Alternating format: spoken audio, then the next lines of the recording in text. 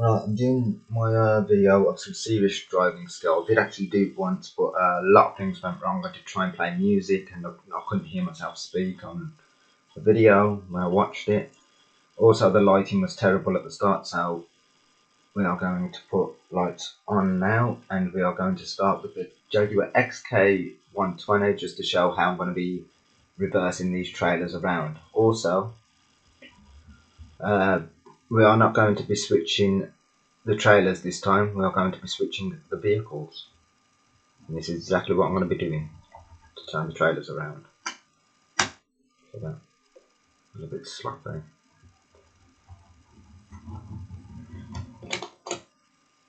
It's going to be a pause and start thing. Right, so first trailer will be this one. It's going to be pulled by the Land Rover to start with.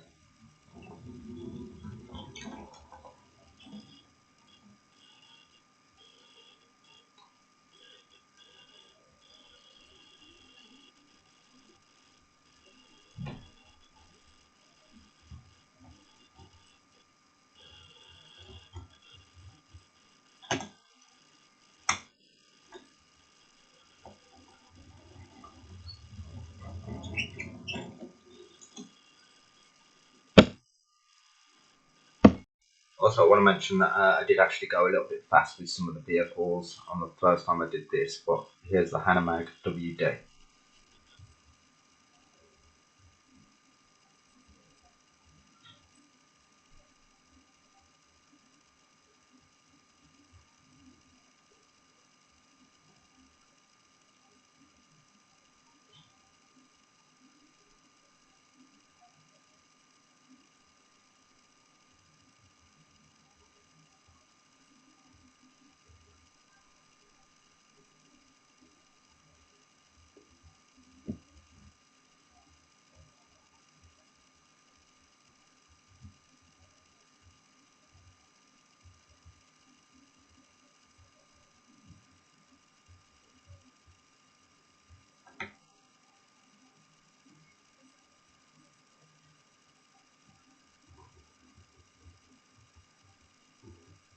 Now you can see why I've decided to change vehicles, so I'm not watching this for 10 hours doing all different trailers.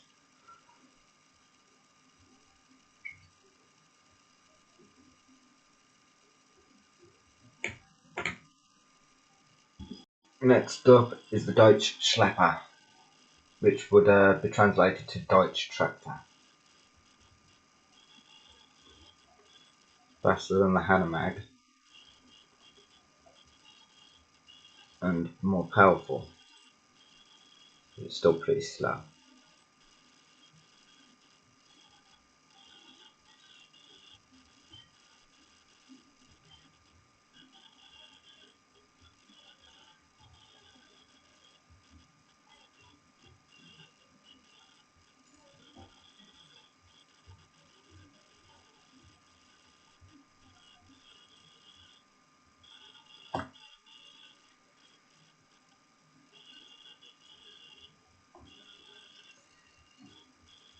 Still classes as a pass because I didn't mess up.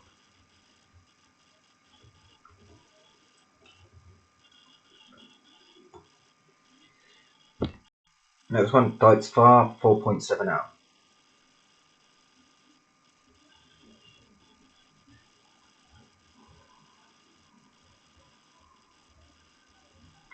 It's roughly the same speed as what's it called? Now these Algaea trailers are actually supposed to have steering, so I have the replica steering with some of the tractors, just to point that out.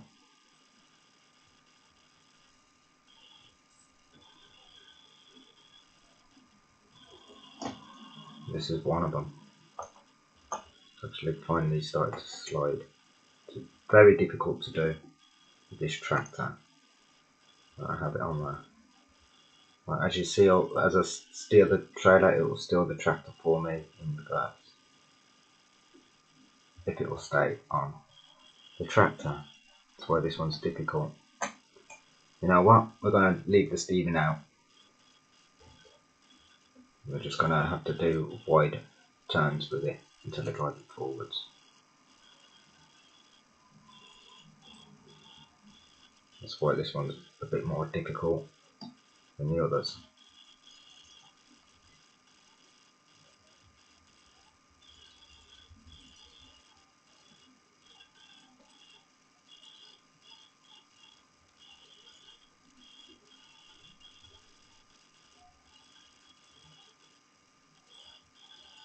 Oh, no, it's still making contact. Well, we're getting there.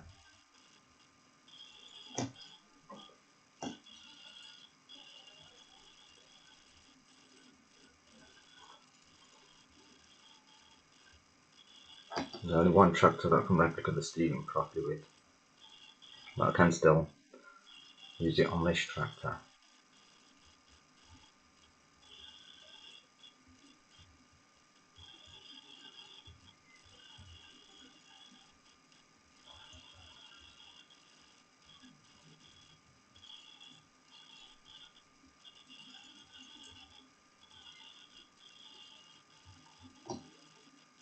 There we go.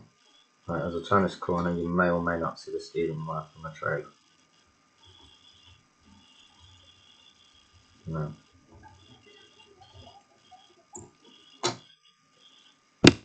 Right, next up, Fent Vallejo favourite.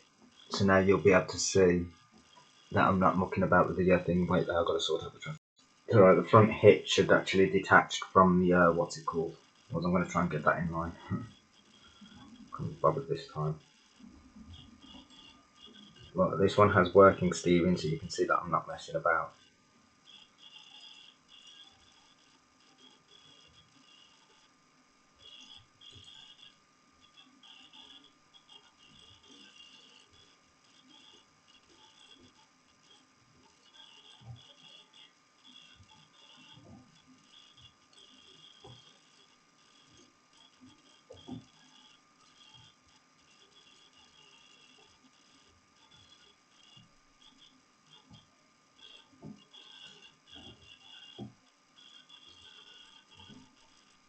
It's hard to actually pinpoint the actual steering out where to steer, but the ones that don't have steering, I can actually replicate how far to actually steer.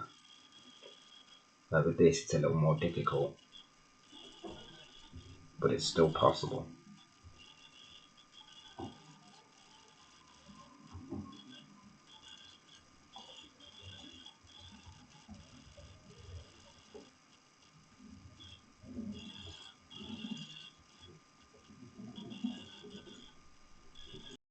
Next up, Hanomag ST100. It's a lot faster than the others.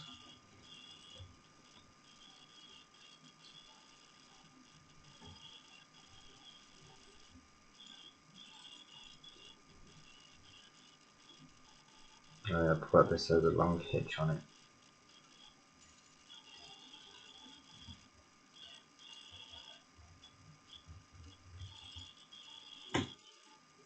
But it still does what it's supposed to. So what I mean, I can actually position the steering where I actually want to be steering for these ones. Can do it with the other tractor, I just haven't got it in motion yet with that one. No, this is where I have the replica steering. This is the John Deere, I can't remember the F1 number on it. I didn't look, but never mind. It's a John Deere tractor, let's call it that. So that's where it goes to. You'll see how this steers now. I've got to make sure the front wheel is steering and not the back, except for on the trailer.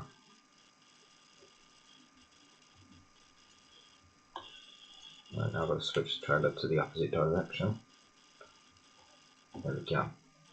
Now you'll see when I drive this out, it will steer the trailer.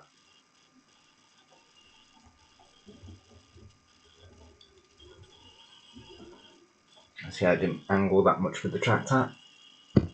Next up is the man truck, which is a lot faster again. Don't have to replica steering on this. with the trailer because this will stay in line with the truck. But you can see that it angles more than what it could on the John Deere when it comes round the corner in a minute.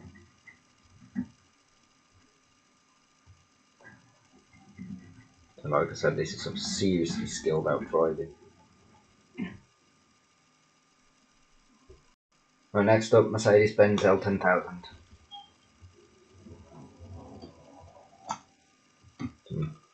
Quite a big truck, this one.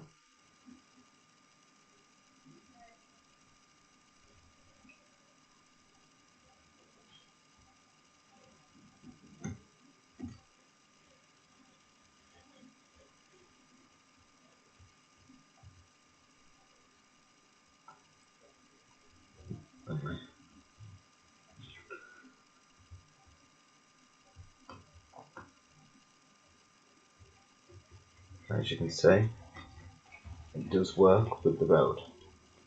I've made that a bit of a wide corner then because I was a bit over towards the curb. Next up, another Mercedes truck. What I meant by that one being a bit close to the curb is there will be some that will actually hit the curb. But I'm trying to avoid that as much as possible. Because when I have to push the trailer up the curb for it to actually work properly, but it can be done. Because unfortunately the plastic wheels don't actually stick to the cardboard, the paper properly. What I could do with is rubber tyres. This one's probably going to hit the curb. Yeah. The trailer didn't. It just scraped it. Right, next one is my homemade trailer. And first vehicle to pull it, Volkswagen Passat.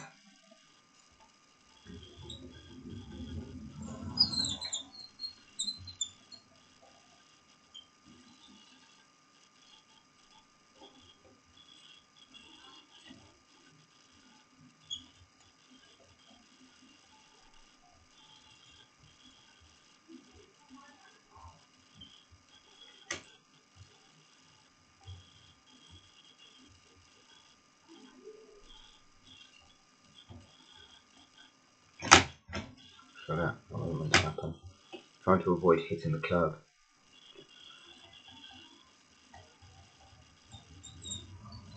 There we go. Land Rover.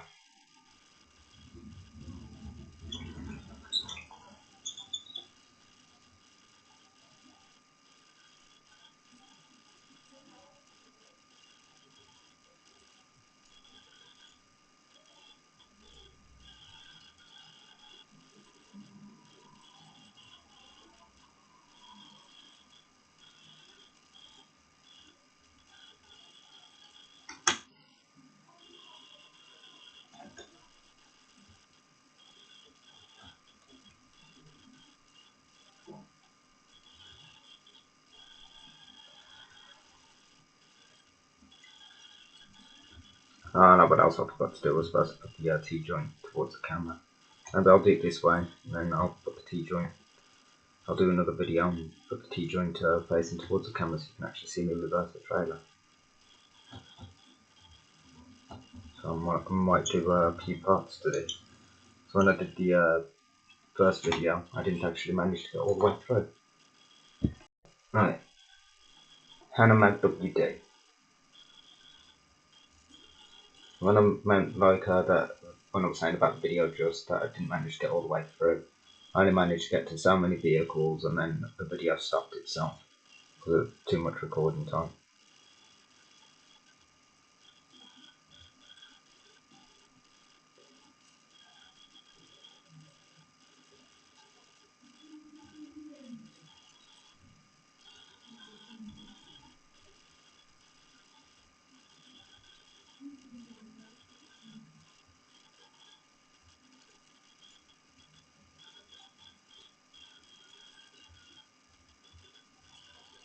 When I be doing this reversing stuff, always steer from the front wheels like normal vehicle. Always use the actual wheels to steer that are supposed to steer.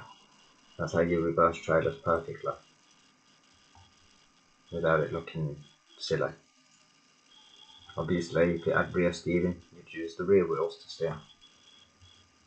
If it had centre steering, that's where it gets really difficult. You have to spin it on its own axles, so it's like doing a 360 degrees, but out of sync. Right, Deutsch tractor.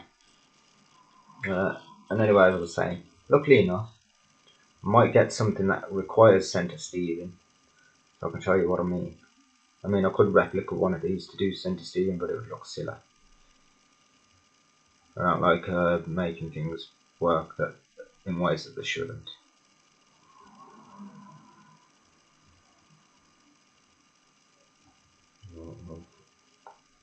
Got a bit oversteered there.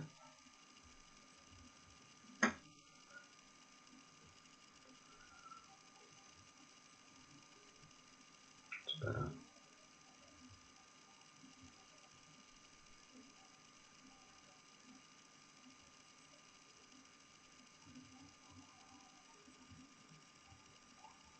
You can see that I've had years of practice of reversing trailers in miniature form only. Fortunately, I can't actually reverse a vehicle in real life. I chicken out. I end up stalling. Driving forwards, I've got no problem. It's just when it comes to reversing.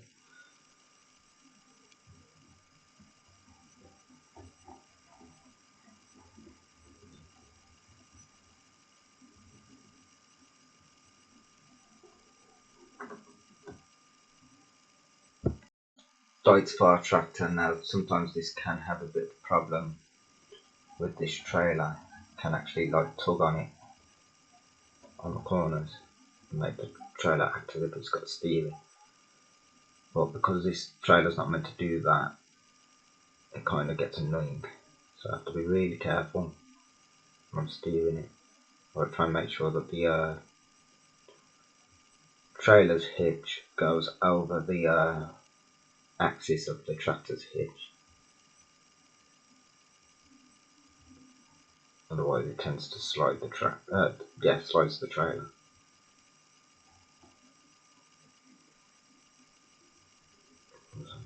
When I ended up sliding the back wheel a little bit there.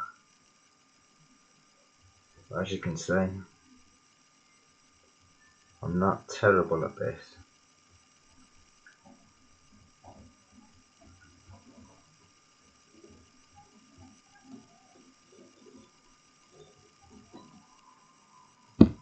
Right, the Fendt Vario. I'm going to try and replica actually slow steering as well as fast. So I won't be turning the wheels completely in the direction that I want it to go. I want to try and slow it down, the steering, so it actually reverses, helping reversing all the others.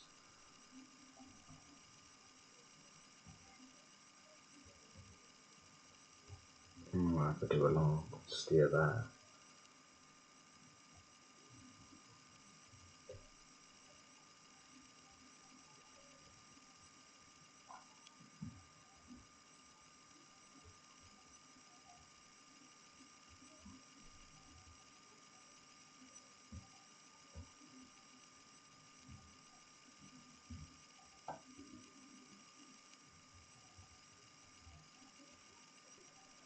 Brilliant. I can actually reverse that into a straight line.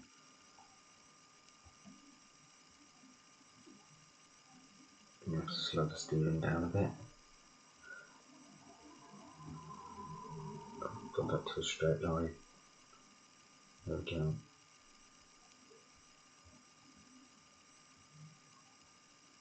Now you need to steer a bit more up that way.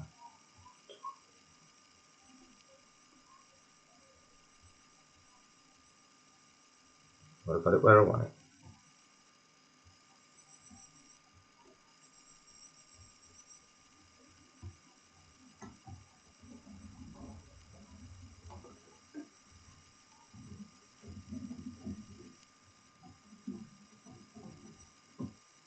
I haven't had much practice with that tractor. when I first used working steering on vehicles, on miniature vehicles, it was actually a 132 scale that I used. So it was actually easier to position the wheels because it was bigger. On a smaller scale, it's not that easy. Anyway, Hanomag ST100.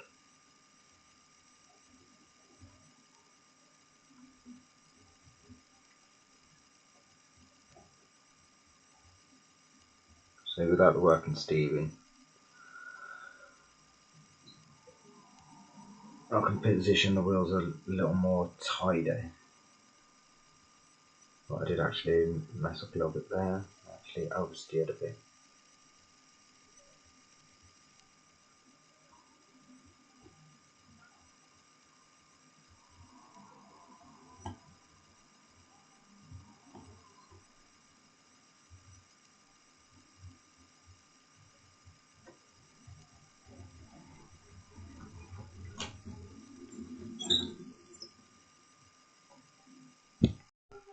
John Deere tractor.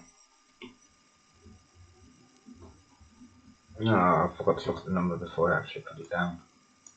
I have to actually say which one it is. I'll read the number when I've done this one. When I pause the video again, I'll read the number so I can say it on the next one. No, that would be a bit of a stupid idea because I'd have to go through quite a few trailers. I mean, a few vehicles before I get to it. I'll try and remember to read the number so I can actually tell you what John Deere tractor actually is. You can see it on other videos where I've actually read out the numbers. Maybe when I actually unboxed it.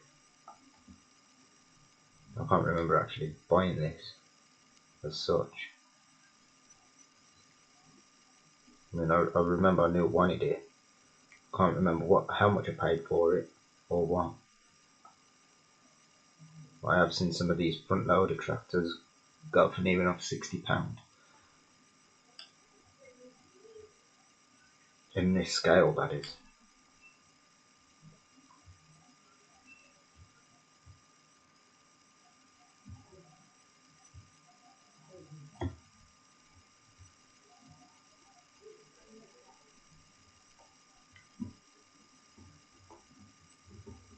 I had to oversteer a bit because the back hitches that hold the like that. I'll tell you after the video. I was supposed to say after I've paused the video or something like that. I lost track of words there. Anyway, this is the man truck. What was I saying now? Oh yeah, because of the way the hitches on the John Deere tractor, it'll catch on the hitch to the trailer because it has the hitches to hold implements like ploughs and stuff. And they can get in the way. In real life, I'm supposed to fold. I don't know why Wiking haven't made theirs so they can fold. Let's go from payment a little bit here.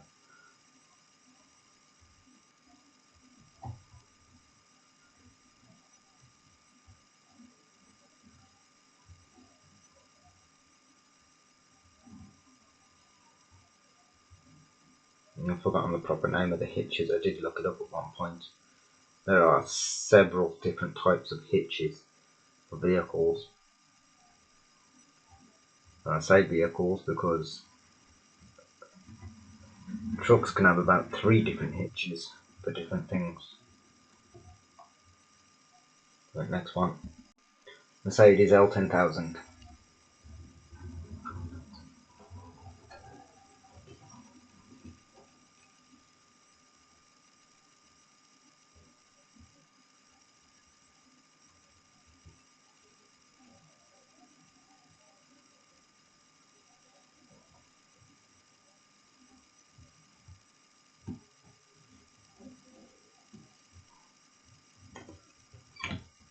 To open the pavement again, I need to be careful not to go over the other side of the pavement, otherwise I would have crashed into a building. I would be crashing into a building rather. That trailer's trying to go up on the pavement. I'll have to just let it do that. I have to help it. There we go.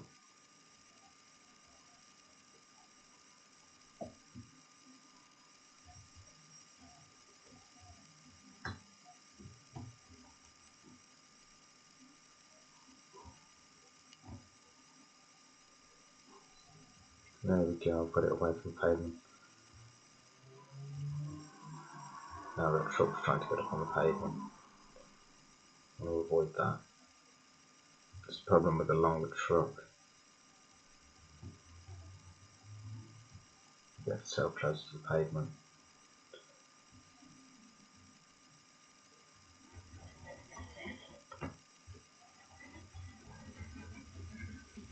Has to take wider turns. Right, next up is the other Mercedes truck. Still don't know the make on this one. Oh, I forgot, this one can't pull that, sorry. Right, another Mercedes truck that can pull this trailer. Every time I do this truck with a trailer that doesn't belong to this truck, I'm going to have the drop wheels up.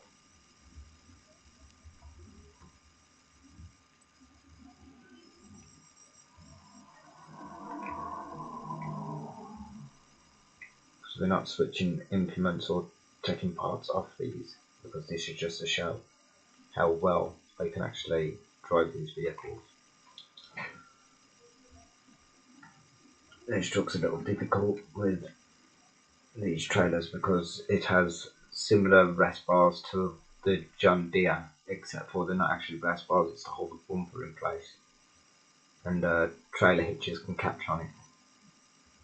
It can end up pushing the trailer in a direction that's not meant to go, which would act as a snap in the hitch.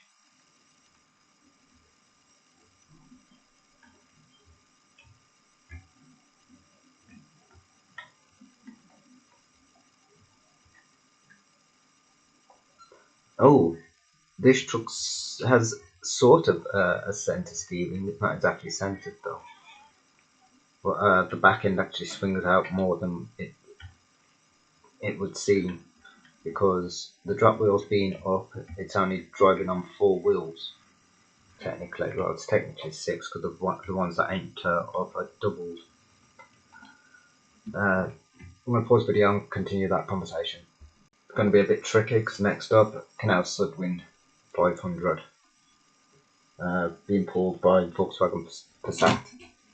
Anyway, as I was saying, oh god, I've forgotten what I was saying again. It's about that truck. Now, I'll try and come back to it somehow. I've forgotten what I was actually saying about it. Oh yeah, it was about the steering on it.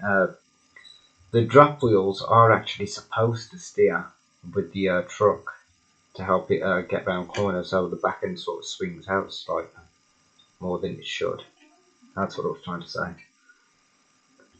So yeah, it has sort of a centre steering, but because of the other wheels being in the way, the ones that ain't drop wheels, the back wheels that ain't drop wheels, the ones that stay perfectly, completely to the floor.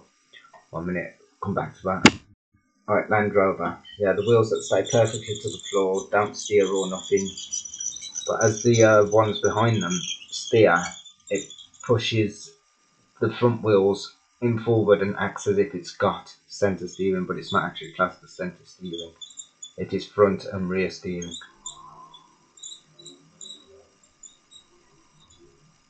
If you look on trucks carefully, you watch them go around corners, especially tight ones, but when you go around a really tight one, you can actually see that the wheels do steer on the back.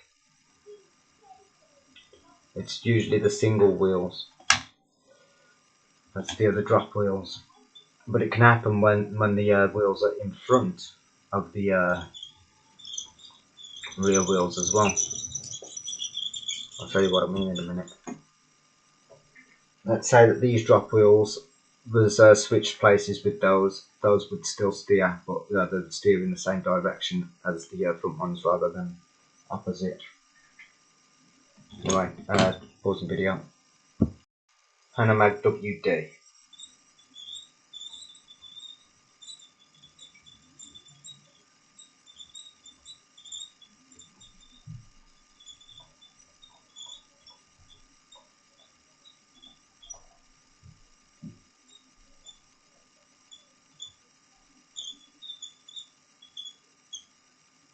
You have no idea how satisfying this is to actually do. Just push a vehicle along a road, try and steer it out. That actually relaxes the mind and everything. You won't believe how silly something like this can be. How silly something like this could actually be satisfying. It's not as satisfying as to watch, but if you was to do it yourself, you'd think, you know what, a lot of people won't be able to do this, which they can't. I haven't met anyone who can actually reverse a miniature form trailer the way I can, without the working steering.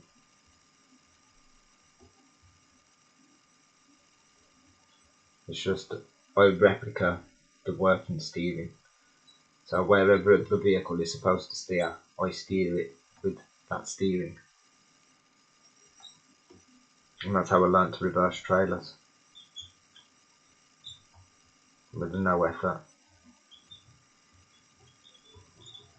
Wait till it comes to the bigger ones and you'll see what I mean. That's why I decided to do the trailers the way that I've done them. Because when it comes to the bigger ones, they're going to be a lot harder, especially road trains. Especially road trains. Deutsch tractor. And don't worry, I've remembered about the John Deere. I will say the proper name of it.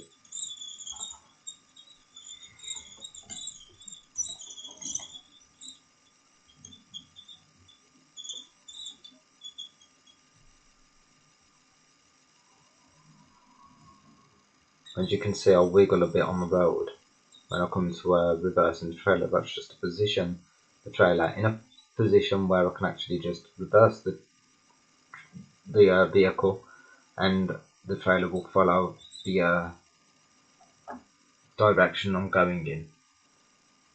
What I do know how to switch the direction of the trailer. That's how I managed to get it perfectly straight on the road.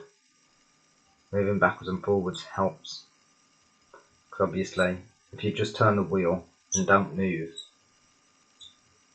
you haven't moved anyway. You haven't even gone sideways or anything. So you have to be moving to steer. You can't do it in a straight line. You can't do it without moving backwards or forwards.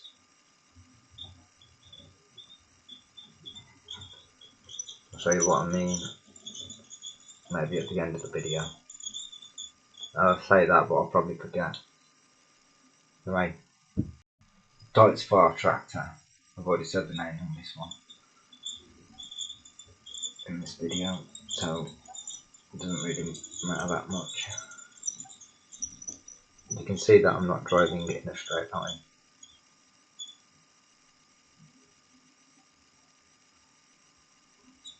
You can see that the caravan actually starts facing towards the T-junction.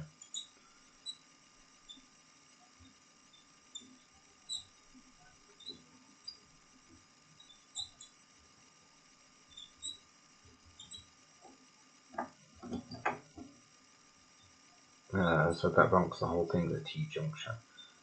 Facing towards the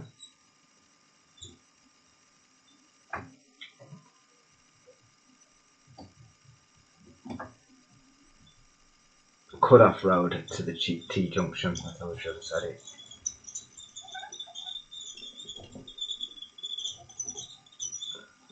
I forgot to oil these again. As a matter of fact, I can show what I wanted to show actually. Right, Temprario.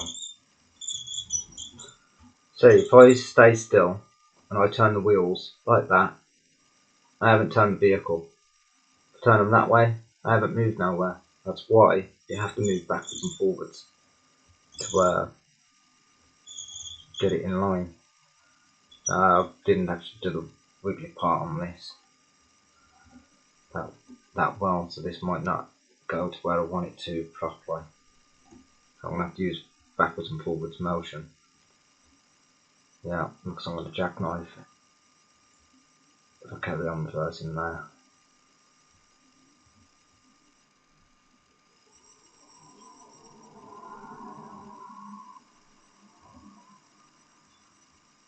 And just slight bit of steering on that.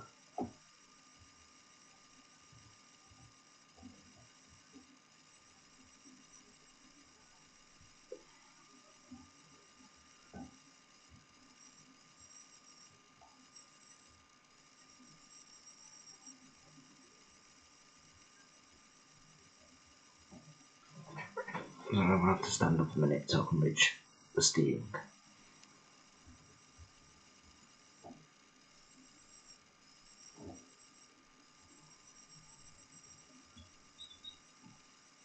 So you can steer the wheels without moving, but to actually steer the vehicle you have to move to steer the vehicle.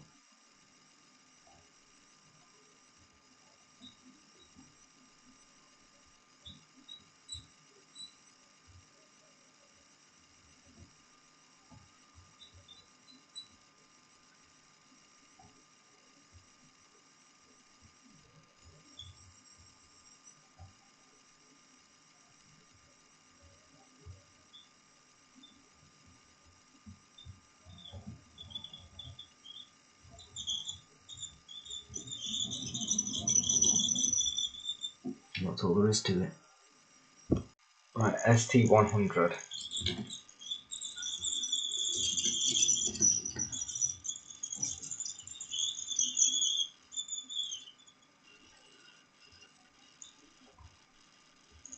Now you can see why this vehicle that I'm driving is not a car, it is a tractor. I mean, look at it, it's the size of a caravan.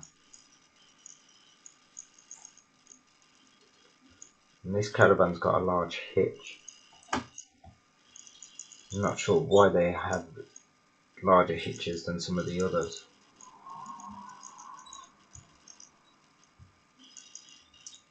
But also the hitches are open and not closed, like my Deathless, which I actually found out the name of that caravan.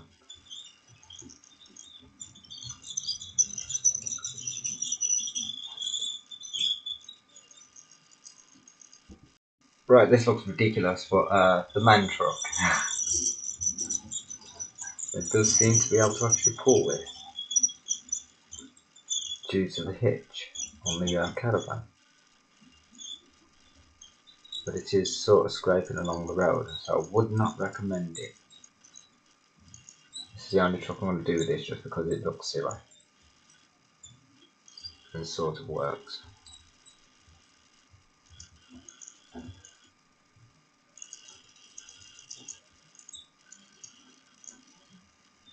It's more funny when something looks silly.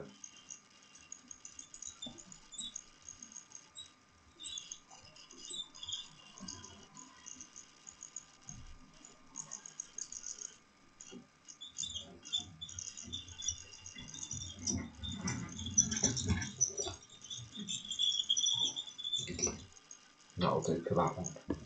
Right, next up, Deathless. Oh, god damn it. Deathless. That's it. It's right that time. Pulled by a Volkswagen Passat.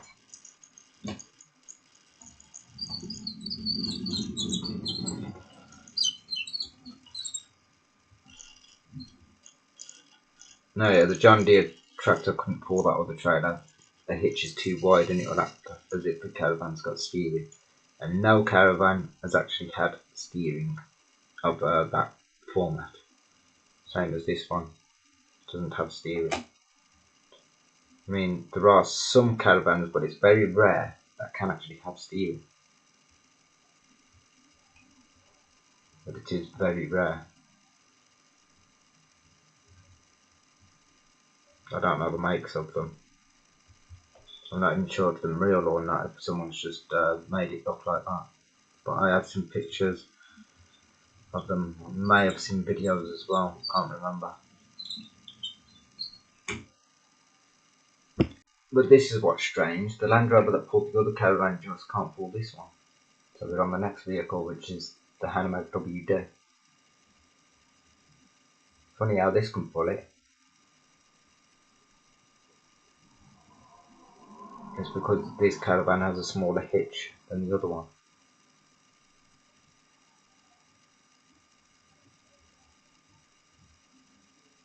But as it says, there are loads of different hitches.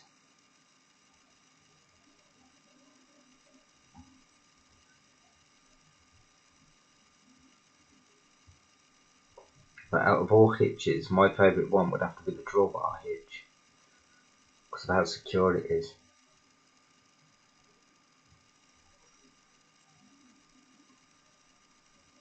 because it's a heavy piece of metal that's like difficult to actually jam out of place the way it holds in.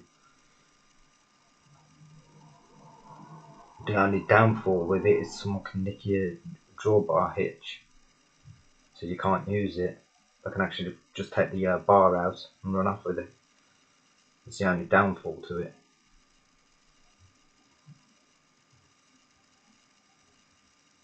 Well, I think they've been upgraded slightly in various places, but how many people use them nowadays?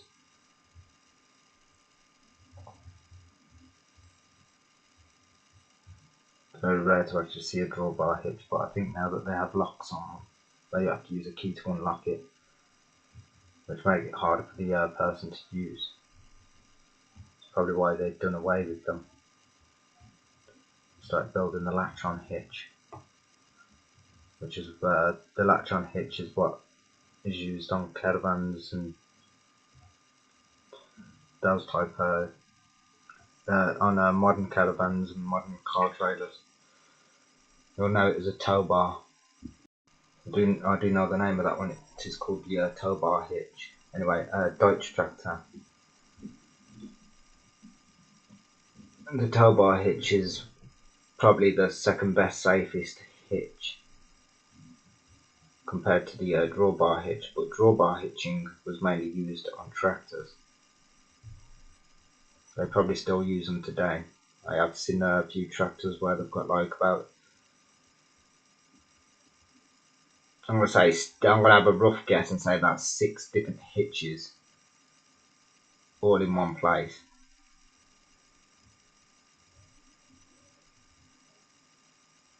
Because you can actually have multiple hitches.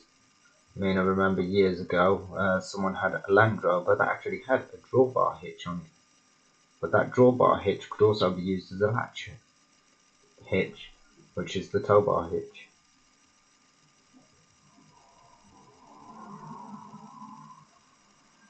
I call it the latch hitch because of the way that you click the button up and then you just push it onto the tow bar and it latches. Once you've got it on there, it's almost impossible to get off.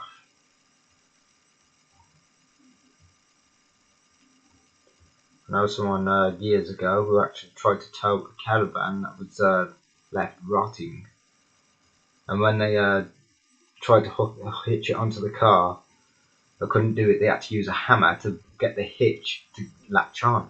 And when they did that, they drove it off and the caravan fell apart. It was funny. They ended up with a trailer instead of a caravan. Right, Deutz Fire Tractor. Now I don't have to worry about this one because the way the hitch works on this, it does have the latch hitch proper.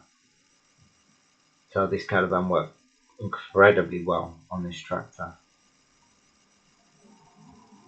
as you can see.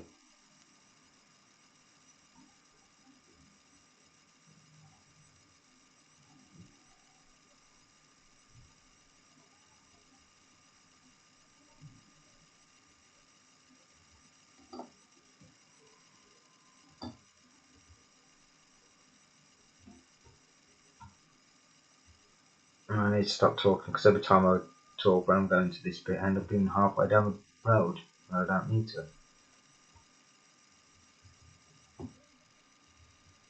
Pull up nicely. I need to make a little bit of a wide turn because I have a trailer. I lost my steering. I need to hit the curb. I have to steer it with my thumb. Now this is what's interesting, is the way that I built the braced hitch to the hitch on this tractor, which is the Fendt Vario. The way that I've braced the hitch on still is able to pull this caravan. So I braced the hitch exactly where the hitch is supposed to be, but because it's a tow bar hitch, it's actually slightly higher than what it is, well, a latch-on hitch I should say. It's actually, when it hooks on, it's actually slightly higher. But when I use one of the open hitches on it, it actually sits flush with the original hitch. But don't think that's a modification on this tractor. It is not. I keep mentioning this, it is not a modification. Because that hitch that I'm using right now to move this caravan with this tractor is only hitched onto the 3-point hitch. Don't know if that's the proper name of that. It might be. It does sound about right. But also it uses the drawbar hitch. That's what this tractor has. It's a drawbar hitch, but it's not made properly. It doesn't actually have the drawbar. It just you just plug the trailer into it and it holds on. But there's only one trailer I've got that will actually fit to this. I did try and make another trailer fit to it, but it wasn't working. That's why I decided to create the hitch that I've created on this.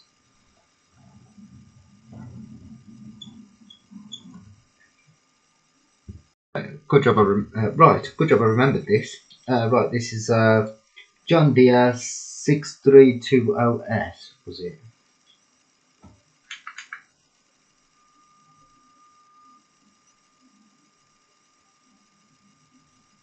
(692OS). Sorry, John Deere 692OS. I finally said the actual make of this one.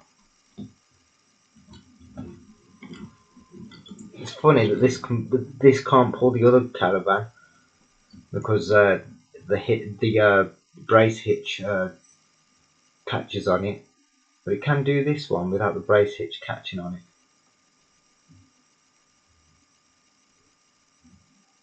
No, it does catch on it slightly, but it does pull this. It's just got to be wide cornered.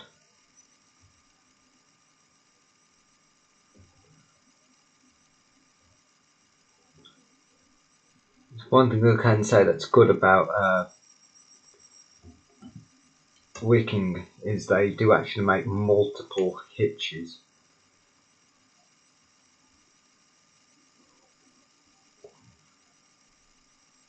I've got hitches on tractors that are bigger than others. Like my Hanomag ST100 can't pull the trailers that this tractor can, but it can pull some of them that this tractor can pull.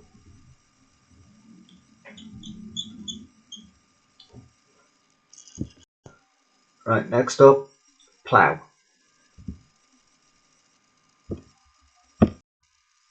Fent Bargo. Now I've switched the hitch. This is what I mean about that other hitch. I've switched the hitch over for this tractor to actually pull this plough like so. So I don't think that these Cubic tractors are rubbish that they can only pull certain trailers. If you use your mind, you can get them to pull other ones using the hitch on the back of the tractor, the original hitch. All you have to do is just brace another hitch to it, and it's fine.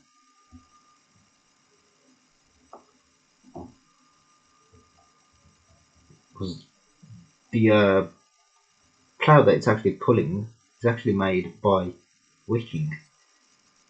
Even our former traders are Wiking. As a matter of fact, oh no, yeah, and even our former traders are Wiking, except for my homemade ones. Oh, and my large truck ones.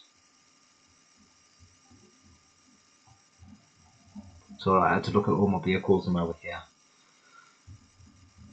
on a board with a cardboard mesh over it to stop them rolling off. Right, John Deere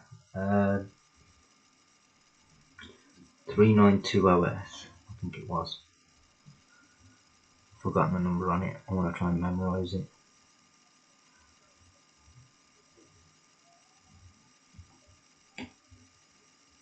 I've only got 2 tractors at the moment. I can pull this plough. I bought the plough because it looked cool, but I didn't realise exactly how small it was. I thought it was one of the larger ones.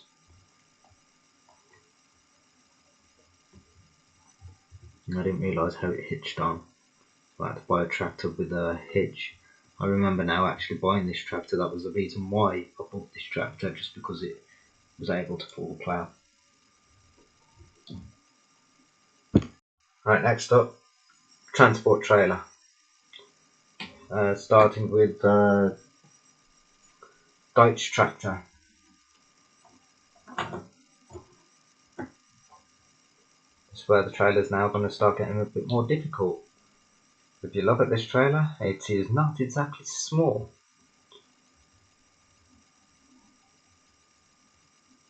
I mean, it is small if you conjure up all the metal, squash all the metal together. It will probably make smaller than the Algea trailer,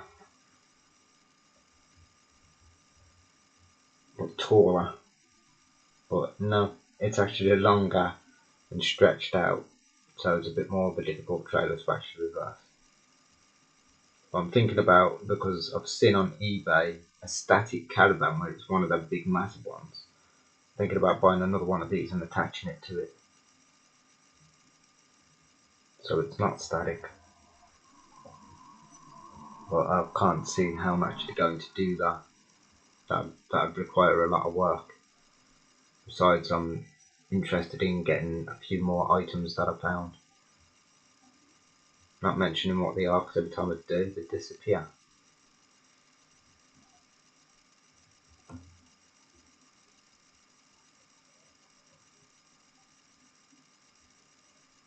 Oh, I need to go forwards. I would have crashed into a building there. It went up on pavement nicely.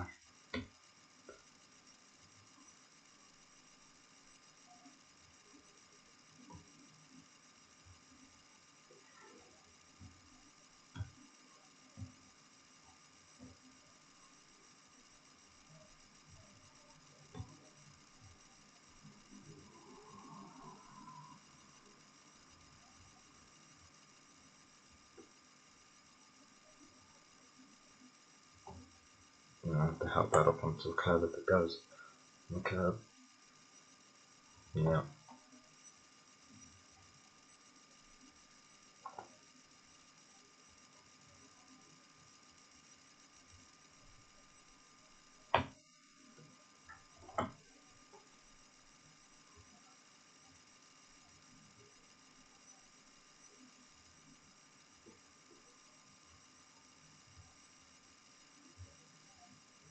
This way now I'm going to have to take a bit of a wide corner.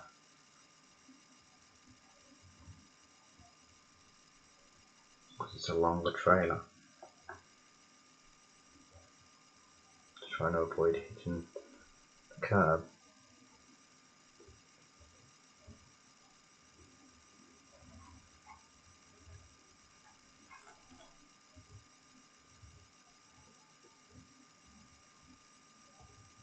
That's perfect. Right, we'll have a cigarette break. Right, Deutz Fahr. Finish my cigarette break.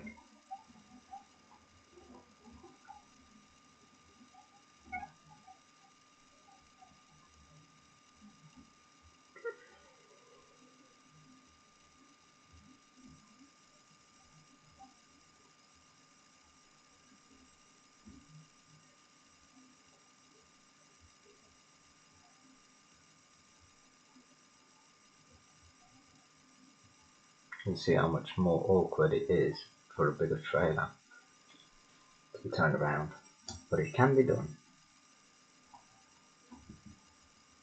Because after this, trailers are going to get more difficult to reverse.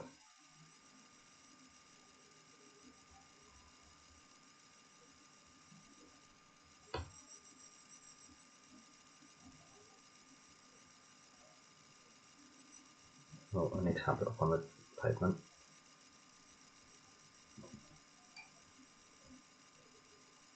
So I will do this again in the opposite direction eventually. Let's call this a bit of a practice, because I've never actually drove on this road yet properly until now. Not until I've done my first video, I should say.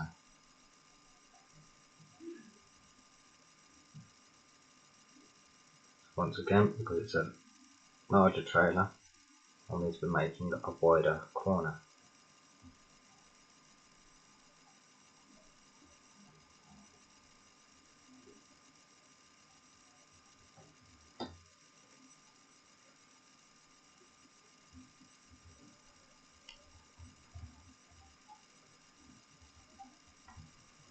for it to not hit the curb. That slid out, reversing that back, trying that again. And it's making an even wider corner then, because of the overlap on the hitch. The tractor, oops, that should have gone on the curb slightly.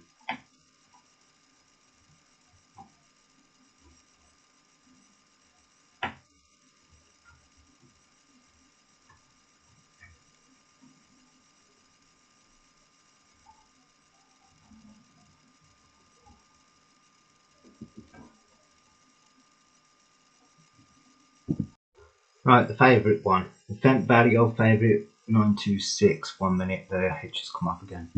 And I meant the hitch at the front. The reason why I won't glue that down is because I have a feeling that there'll be implements like lawnmowers or something that will attach to the front. If I don't have the front hitch handy, I won't be able to use any lawnmowers. I'll stand up to this one so I can actually get the steering in a good position.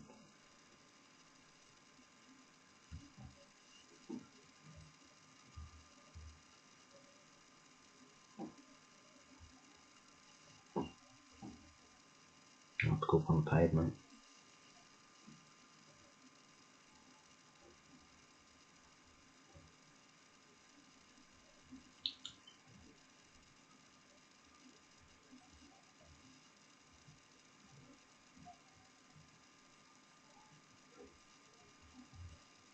This tractor's good with longer trailers on its realistic moving steering. It's harder for it to actually jackknife for the longer trailer because it has more stability of cornering. In other words, it being harder. So very hard to actually jackknife. If I was to jackknife it, I'd have to just keep turning the direction that I'm turning now. And that's on the opposite direction. It automatically starts pulling itself away from the trailer. Because how long the trailer is. So all I have to do is get this straightened up like that.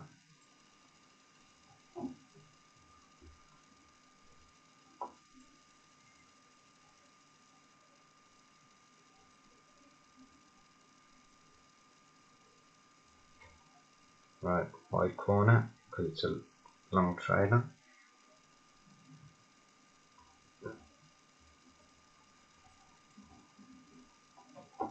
Yeah, it's not going to hit the curb.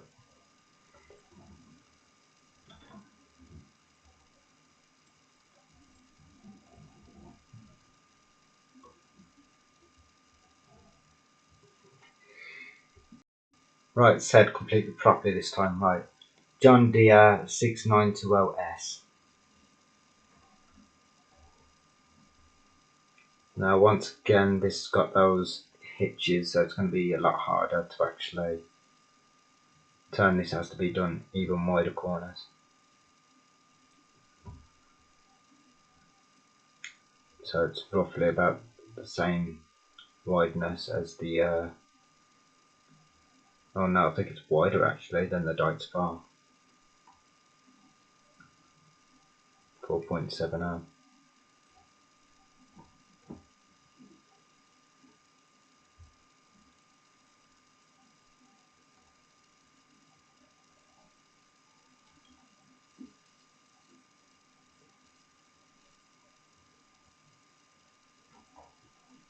As you can see, it can be done. So you know to be able to done properly to the correct scale. The vehicles look good on it, and if they can handle the cornering.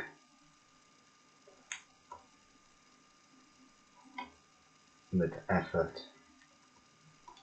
If I can handle it without effort, then your road is too big. If you can't handle it, can't handle the cornering, then it's too small.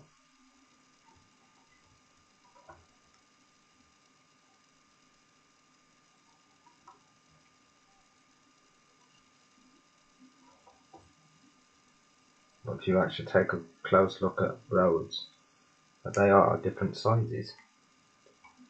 They can have different widths. I know that because where I live, just down the road, there is actually a road that is actually quite tight. It's a two-way system and it's quite tight compared to when it hits the other road. It lengthens out. And the other road is a lot wider.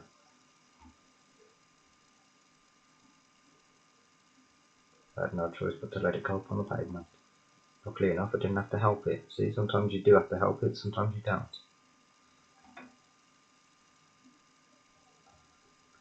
Now I've just got to get it to move over to the other side.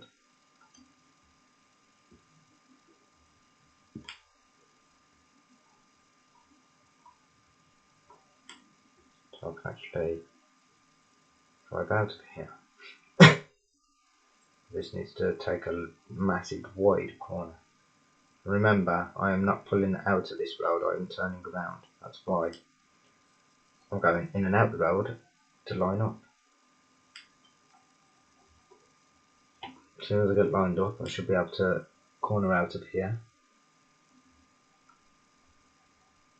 I'm going to have to help it up onto the pavement a bit there. There we go.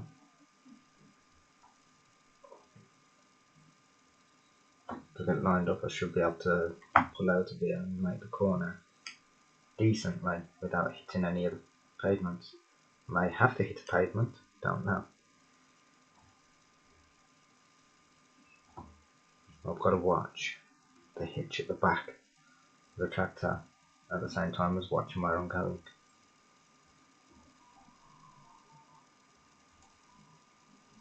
Now I have to hit the pavement.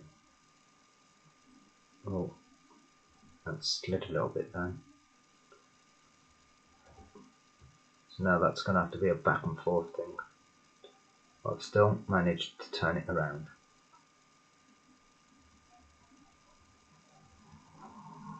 The trailer slipped a bit there. Let's put it back on the road, as if I'm driving out. So you can actually see that this will do this.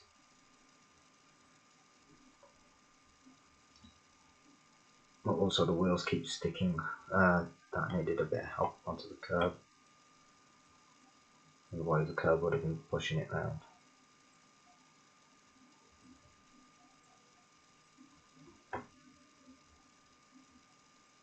I don't think that this tractor is actually made for these trailers. Need to help up on the curb a bit again then. But from there I should be able to.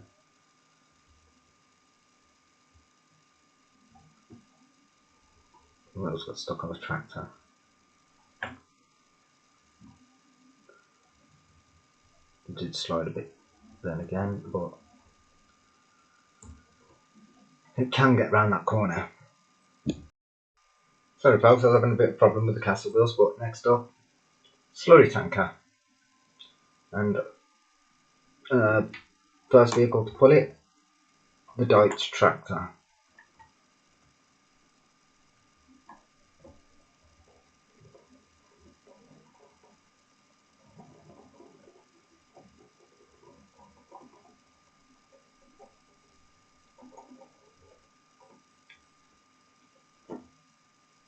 So now you'll actually see the Castle wheels work. One of them's gone a bit funny again. 1 minute, I'll have to fix that again. Looks like I've fixed it, we'll find out.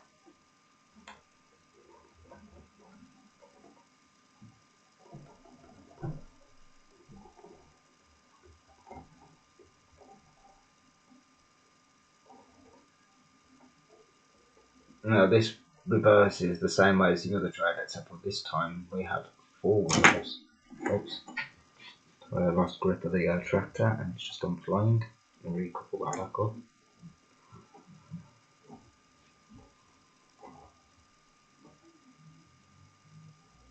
So you can see that the caster wheels have just turned around.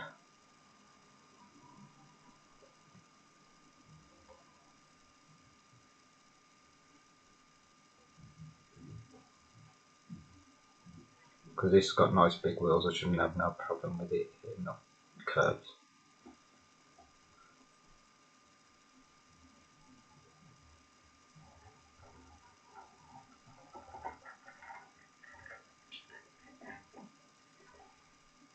Oh, one of the caster wheels got stuck. I'm just going to ignore that.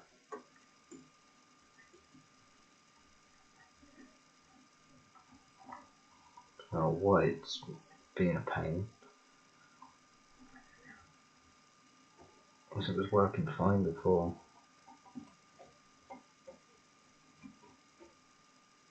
Because of that caster wheel being a pain, I am not steering at all. Well, the trailer isn't steering rather. I'm steering, but the trailer isn't. So we're going to have to fix that again. No, it looks like I've got it properly. So far so good.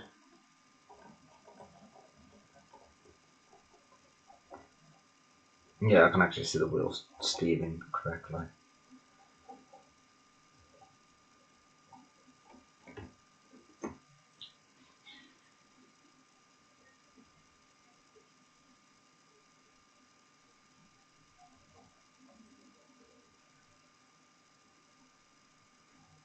Yeah, it looks like it's doing it properly this time.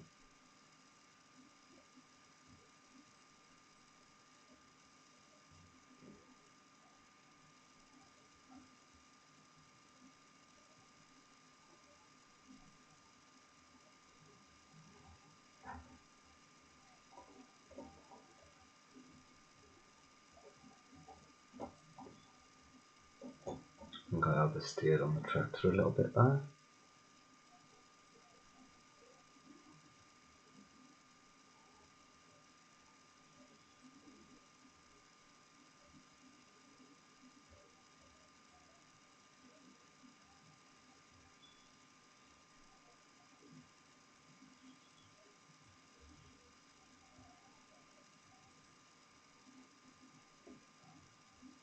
It's gone up on the pavement.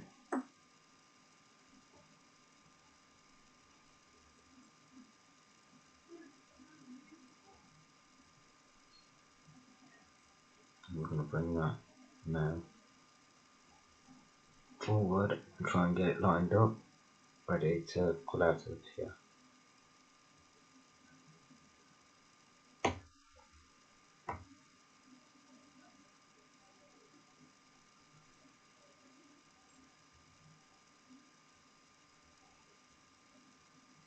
That's the caster wheel get up on the trailer. Yes, it did.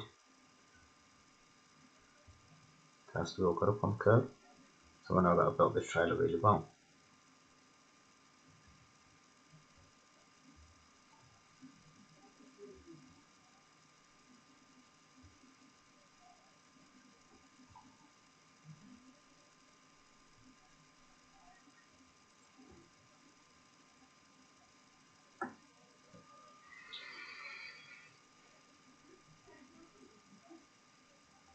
So now I need to make a wide corner.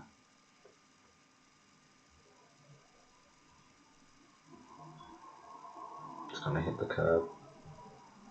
No, it should have went up on the curb, so I need to give it a little bit of help with that. Just got off it. Yeah, it's gone away from the curb.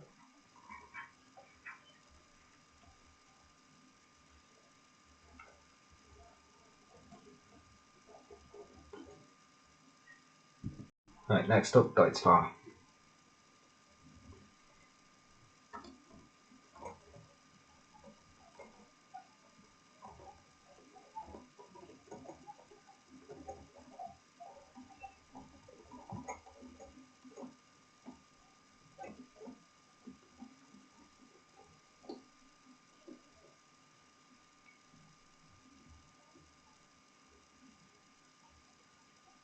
This one looks like it's gone a bit better than the other one.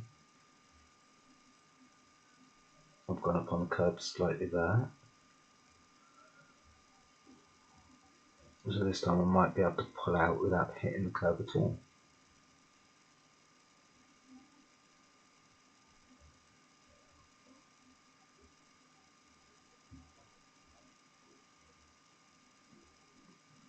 did hit the curb slightly. See if we can pull that away. Curb. We have a problem. One of the wheels has gone buckled again. There we go.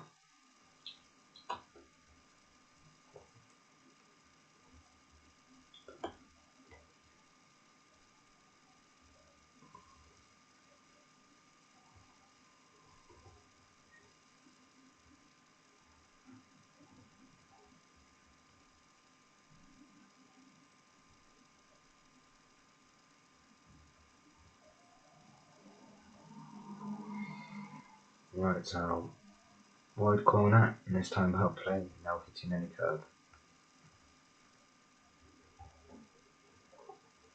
No, scratch that, let's hit the curb. I need a bit of help to get up on that. But other than that, that still is technically a pass, because I haven't crashed into no buildings. There we go. I just noticed what was actually wrong with the one caster wheel. It was slightly completely out of the capture line. It just needed straightening up at the top end of it.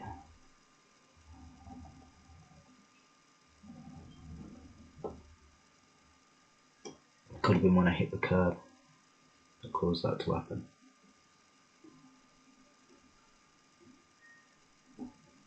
But remember that this tractor has working steering.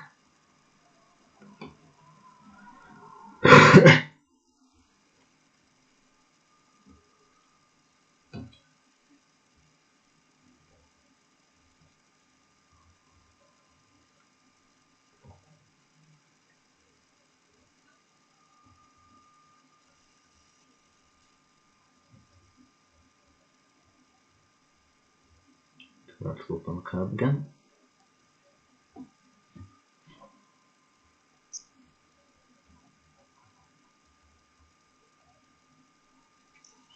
Yeah, that went up nicely.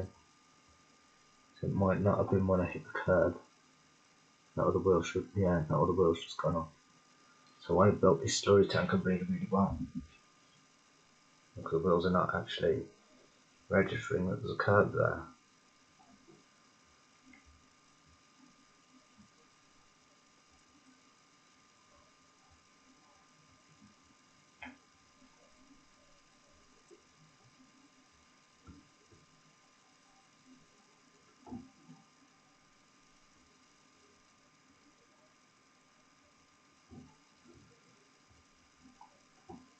I think I need to do something about the suspension wheels.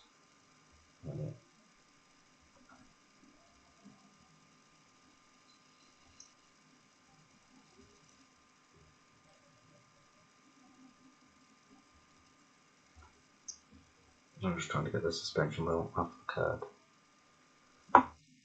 There we go.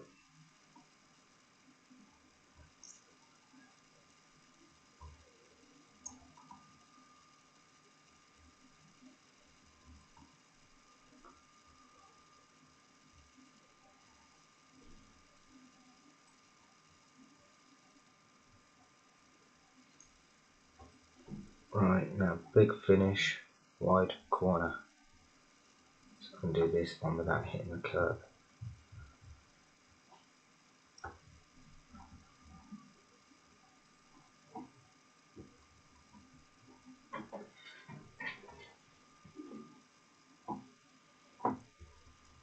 Yeah, done it without hitting the curb.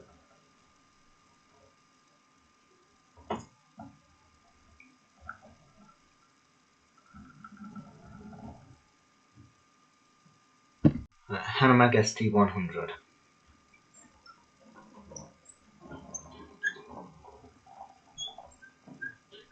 We've got too fast because it is a slurry tanker.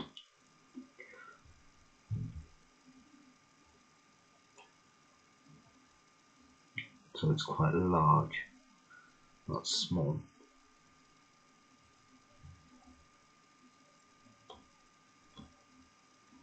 I'll try and bring that in a bit further.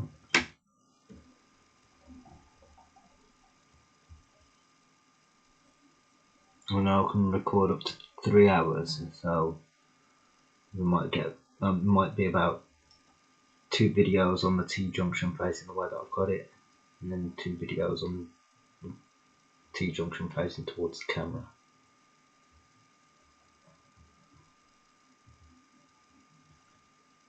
You can see that I'm not actually cheating. I'm going to put the T-junction towards the camera.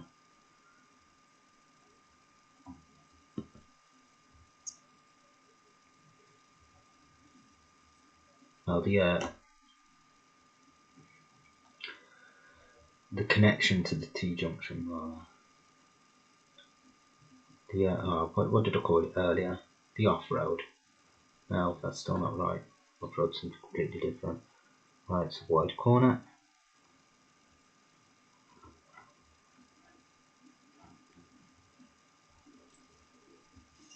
Now the pavement, the tractor.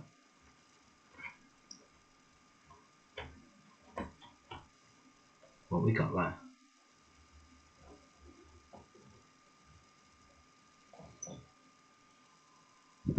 That's it, I was meant to say the turn off point to the T-junction. Right, next up the John Deere 6920S. Yeah, that's correct. I had to remember it though.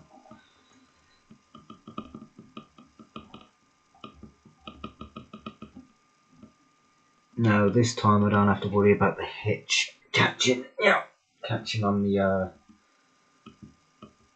trailers. The tractor's hitch catching on the trailer's hitch, because of the way that it's positioned. It would actually be able to jackknife properly without pushing the trailer around by the hitch.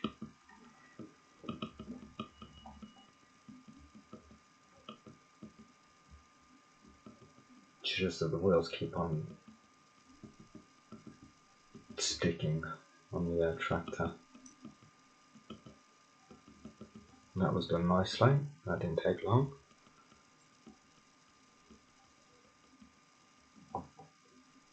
Oh, that should have gone up on the curb there. There we go.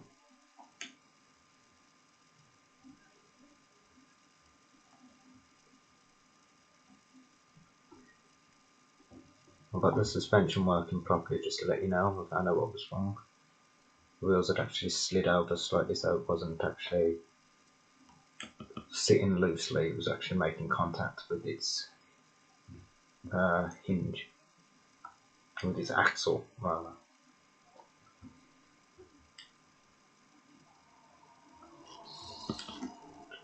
So there's actually 2 axles on the back wheels, one to make them rock side to side and the other to make the wheels roll. That's a nice wide turn. And the castle wheels is playing up again, and it's got that, probably because of the back wheels probably catching again. Now, as it says, the trailer's going to start getting more difficult. Another transport trailer. Now this one does have extended wheels. I'm going to do it like this first, and then I'm going to extend the wheels and put a load on it. So first up to pull it will be the Deutsch tractor.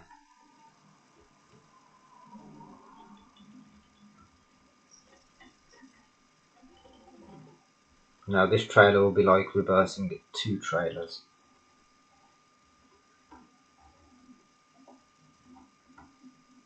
Two single axle trailers, because of the way that it works together. It has separate steering.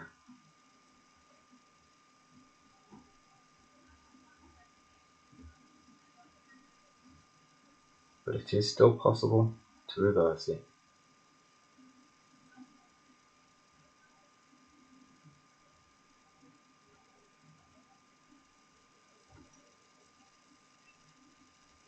I'm trying to do it without hitting the curb.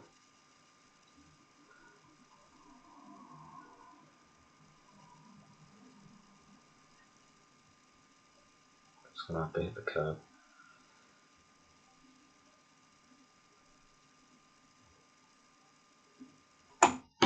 Oops. That was meant to happen, but that should have gone up on the curb. I need to give it a little bit of a hand. There we go.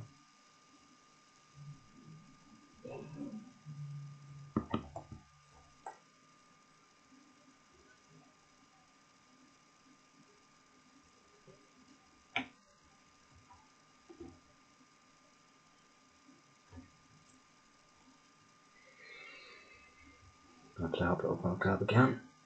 There we go.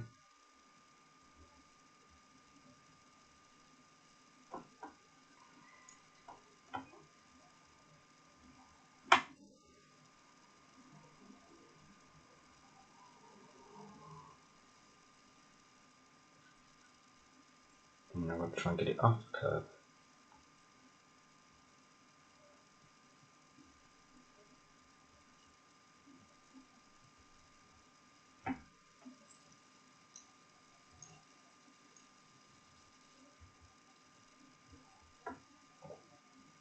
So if you had seen in one of my other videos, where I actually first get this trailer, where I'm unboxing it, it didn't work properly.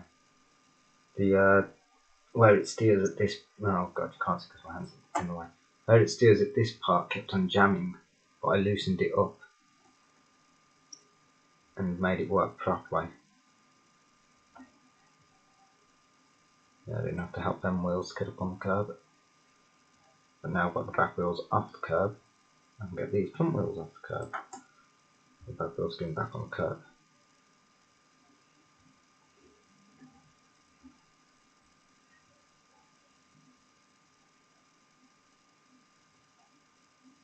I have to help these up on the curb. There we go.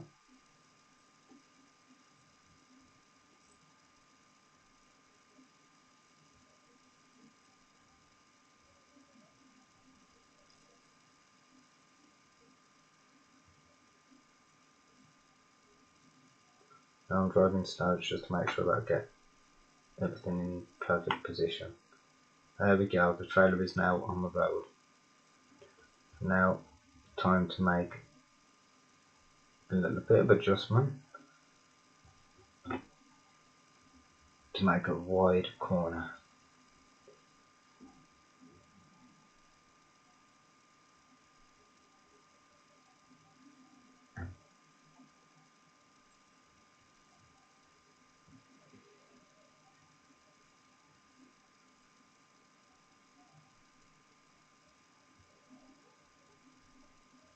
Yep, I'm going to just scrape the curb slightly. That's fine.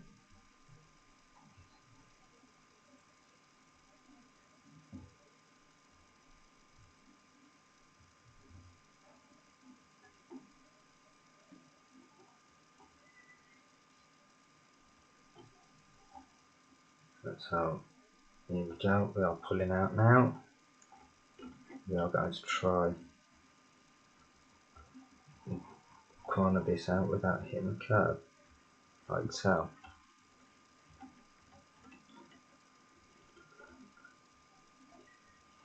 Hold on, I'm going to use my thumb to steer the tractor.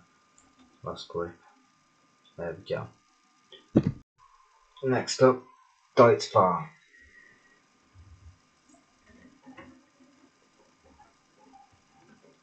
I'm actually going to try and end this video in a way where it follows on to the next video that I'll be doing, because I don't know how much time I got left, but I did manage to get it to reach up to 3 hours, and we're on 1 hour and a half, so we've got like an hour and a half of reversing trailers. And as I said, I'm going to be doing road trains.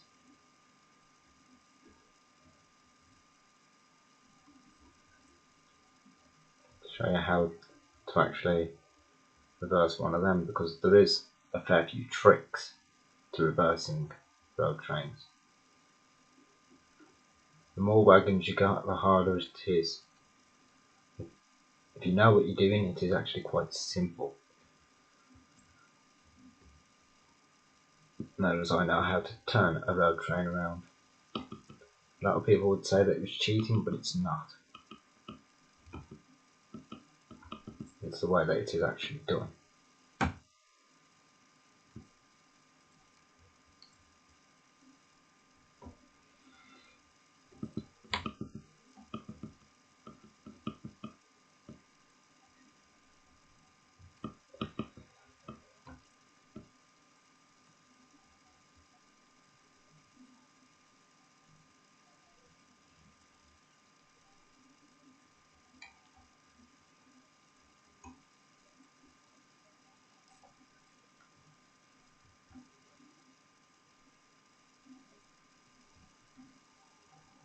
Let's switch hands.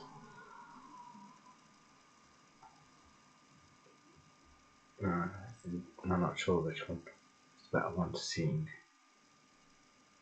When I do it on the T-junction by the what's it called? You'll see it. How much of reversing the trailer.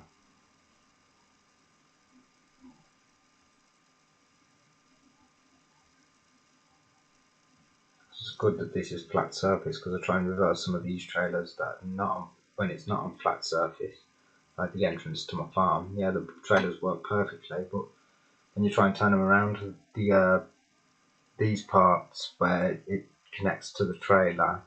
Wait there, I'll show you what I mean in a minute because I'm bringing this out now. This part where it steers on the trailer is what I meant. Damn, that was an accident. That was roughly like that. So I'm bringing it out. So these parts, they tend to get stuck and not steer the trailer. And you end up looking weird as it's floating in midair. Because that's exactly what they do. They end up floating, start floating in midair. Right, now we have real working steering on the Fendt Vario 926, I think it is. Fendt Vario favourite 926. That does actually sound about right.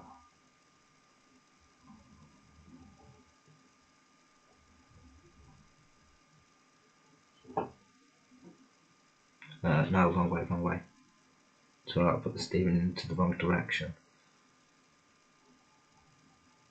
Because with this you have to steer the tractor in the way that you want the trailer to steer. And then you've got to swing it the opposite way around to actually keep the format of it steering in that direction.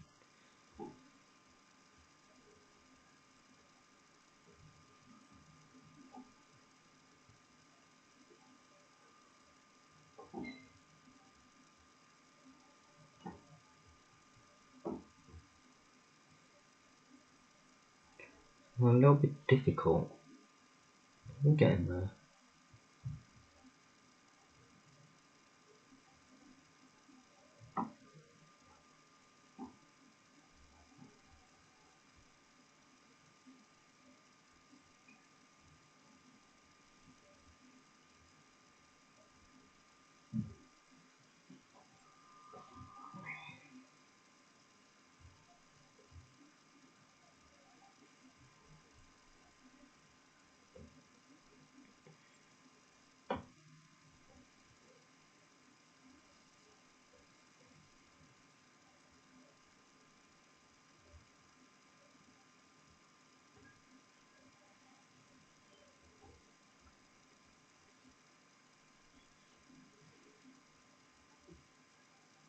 Oh, Christ, turned the wrong direction.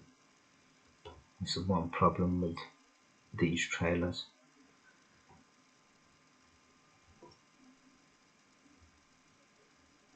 That's it. So now I can get the tractor back on the road.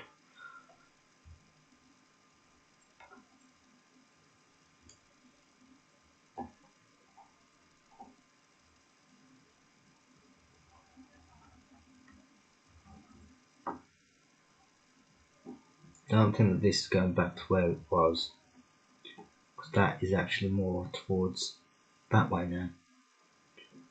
And I need to turn that way for it to keep that format.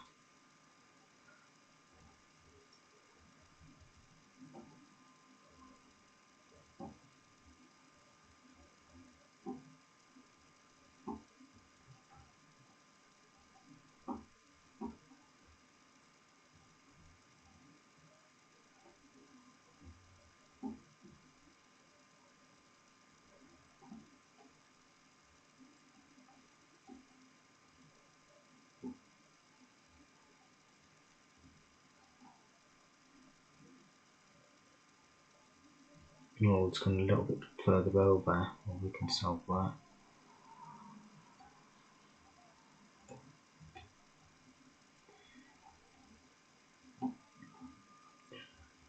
By doing that.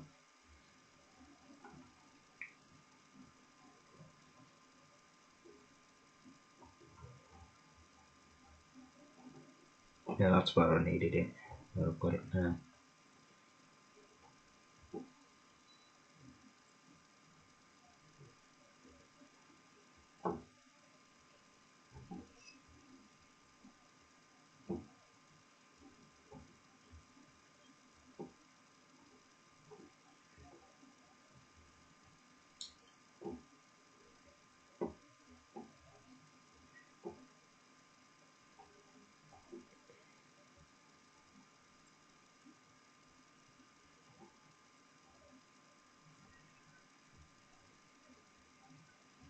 That's perfect.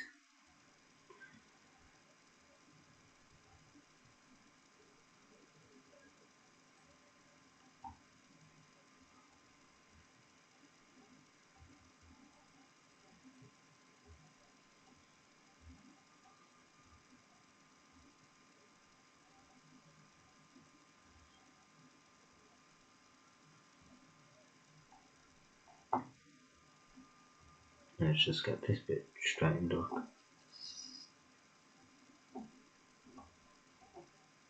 Which requires just a slight bit of skill of changing direction of steering.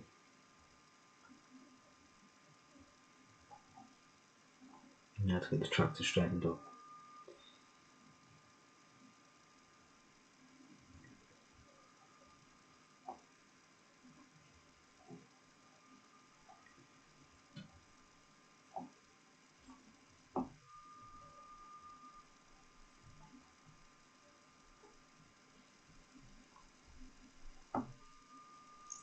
And then you thought, oh yeah, you're going to get that straightened up. Just those little bits of movements. So I've almost got the tractor in line with the trailer. Like so. The tractor and trailer are now in line. I need to be careful because the tractor's at slightly at an angle. So I need to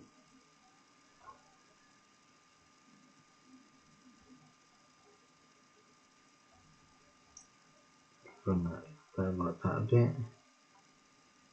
And keep it in format.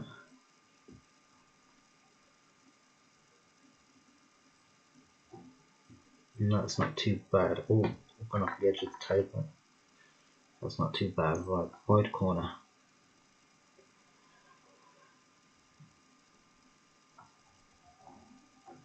I think I've gone a bit too wide. Yeah, I've hit the curb. It's fine.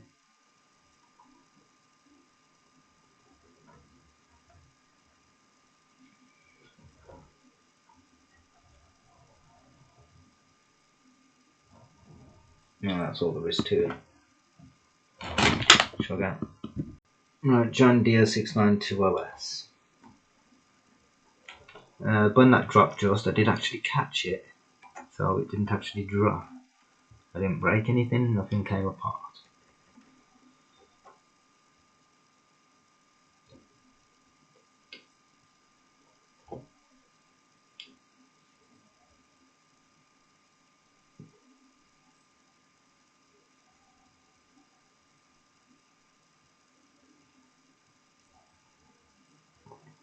Well, looks like I've got this one perfect, straight away.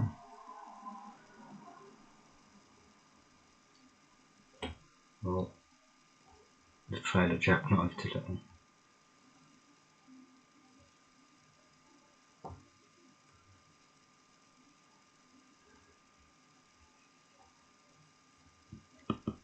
I'm almost there.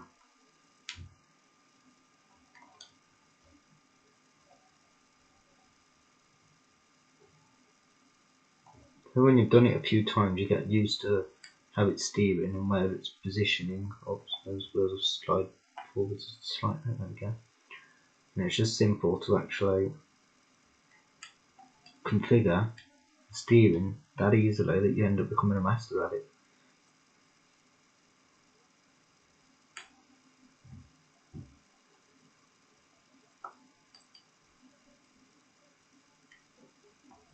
Right.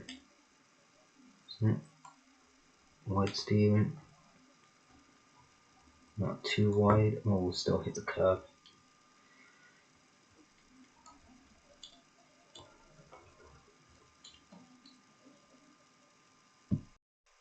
Right, a lot more harder this time. Extended wheels. Oh, sugar. Extended wheels with load, as you just saw. I'm going to have to set that back up. First up, Deutsch Tractor. You'll notice that the back wheels are almost at the end of the trailer. That's what I mean by extended wheels. So now the trailer is longer to reverse and has a load on it. When the extended wheels extend like that, it's supposed to have a bigger shredder on it rather than this little one. But it works just as well with the little shredder. And the extender wheels are actually only for making cornering and stuff easy for smaller implements. If it's a big implement, you're going to have to deal with the wheels being extended.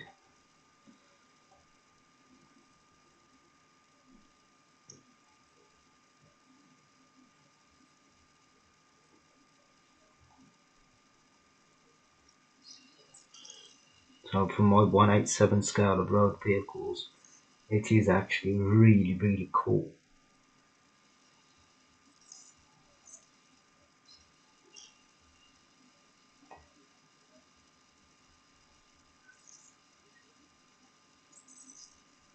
Because of how manoeuvrable it is.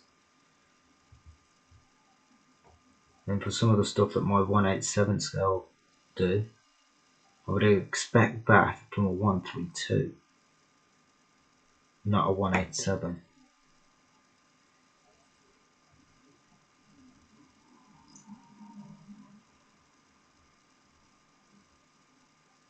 So only the cardboard pieces of my road vehicles of what I've constructed.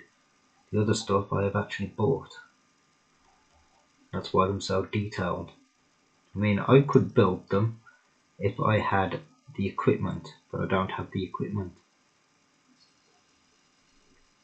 And for how detailed they are, it's brilliant. That's how I know most of the makes of them, because I actually found the real things. It's like my Hanomag WD. It didn't take me long to actually locate that one, but it did take me quite a while to locate it as a road version, because that's what I've got as a road version of it. By rights, it's supposed to have metal wheels with plates sticking out for traction and only works on mud.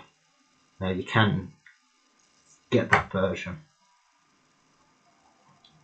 but it's hard to come by at the moment. But there is a way around it, and I'm thinking of doing it. Buying another Hanomag WD and switching the wheels. And then using the wheels off the using the road type wheels to build other implements.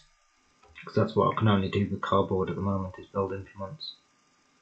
The ones that I've built so far, I've done off the top of my head. I haven't followed no pictures or nothing. I've done trailers, so it doesn't really matter. Who knows, that someone might have actually built those type of trailers that I've built.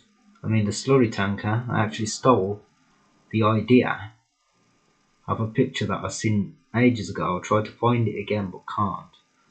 And it was of a John Deere slurry tanker, but it actually couples up to a cultivator. So it does the whole job all in one. Cultivates and fertilizes at the same time. Now obviously I haven't got the wheels for it yet, but I do actually want to build that cultivator.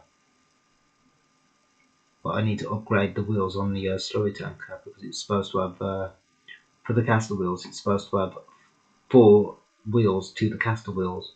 One that sits flush with the pivot, and then just a little bit behind the pivot, and then another one further on back to help it have traction to the steering.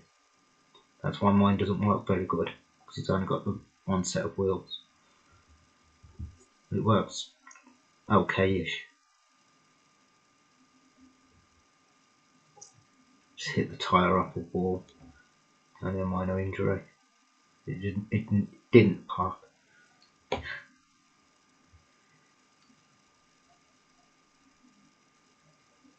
In other words, I almost went over the curb. Had I gone over, I would have had to start again.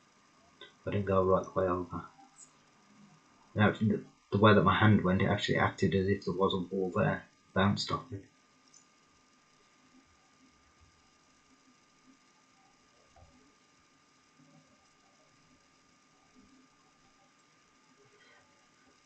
So I've been chatting away, not even concentrating. I've just realised exactly how far I've actually got with getting this onto that bit of road. So I can't wait to actually watch the video because I'm not sure if I did that perfect or not. Well, we'll do it with another tractor and try my hardest to save as much time as possible. But now this is going to be really difficult because I have to make wider turns. So I need to straighten up with the trailer.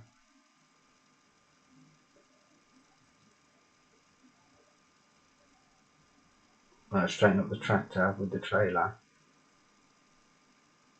and try and drive out in a wide variety. Try to avoid hitting curbs. It's as far back as I can go, otherwise it's going to fall off the edge. So here goes.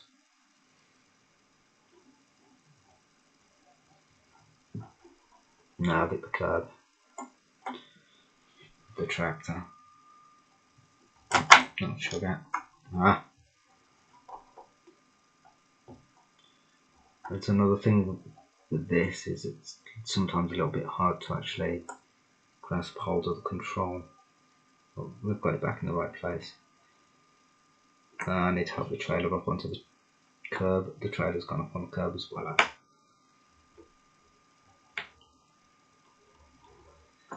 But there we have it. That's that tractor. Right, Deutz-Fahr 4.70. DX 4.70 father. I think. I can't remember this one now.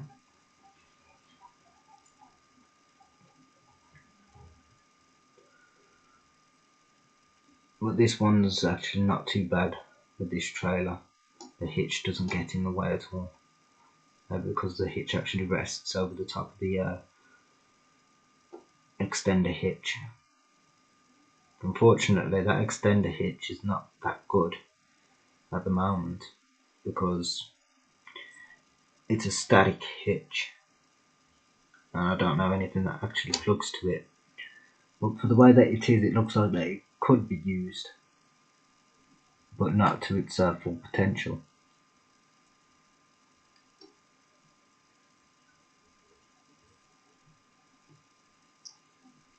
But for a 187 scale, these have got to be the best tractors I've ever seen in a 187. Especially the Keebly one. Because that actually functions like a 132. I'll have to help that up on the curb. That's what it's done, it's at the curb. Now, just making that bit slide, there we go.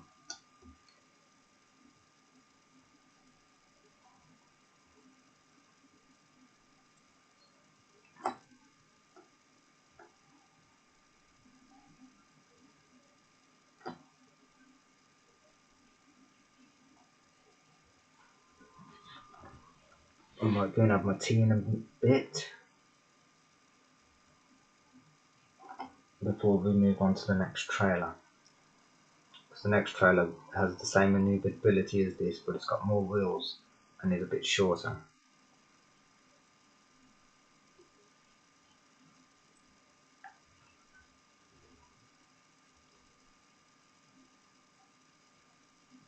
Wrong way. That's what I mean about the tractor having to turn the same direction as the trailer, and then you've got to switch it to the opposite way for it to keep the format of which way you're turning the trailer.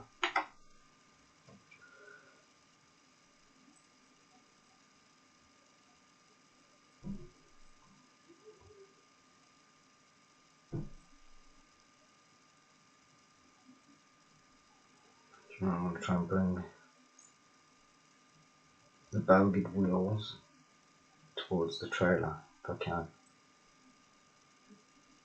Yeah, it looks like I've done it. I'm jackknifing slightly, so I'm going to have to push forward a bit. There we go.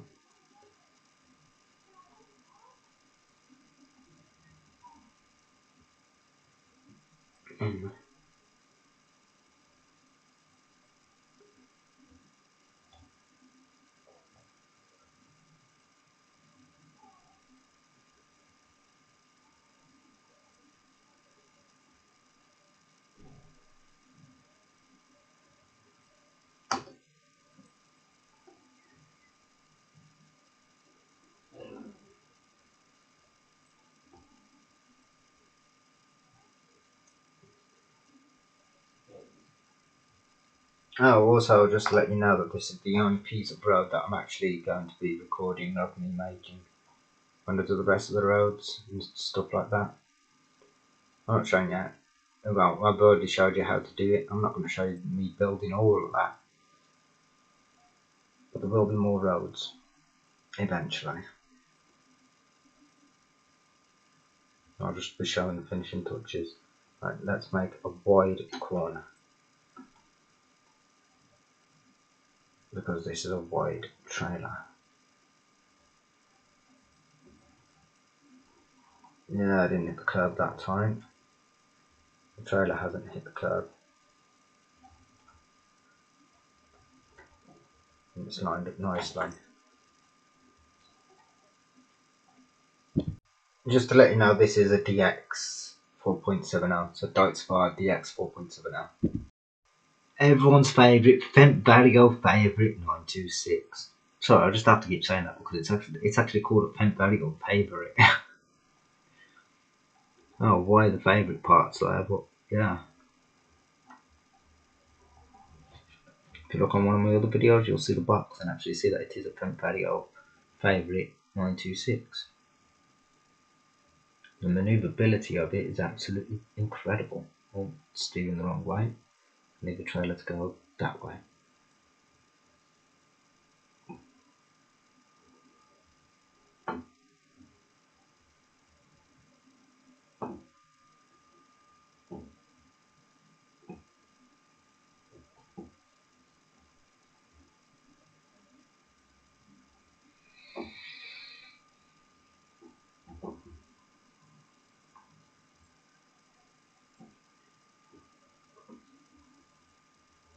Just going to get a better spin in the axle.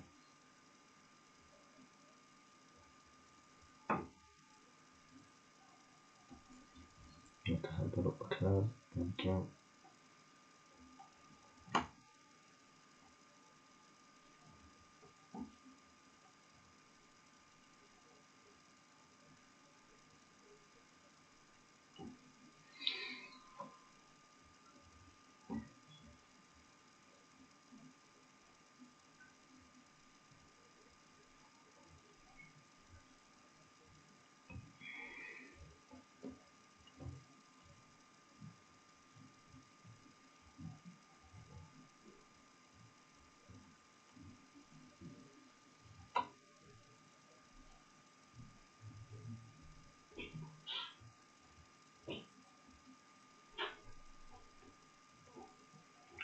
That's slipped a bit then.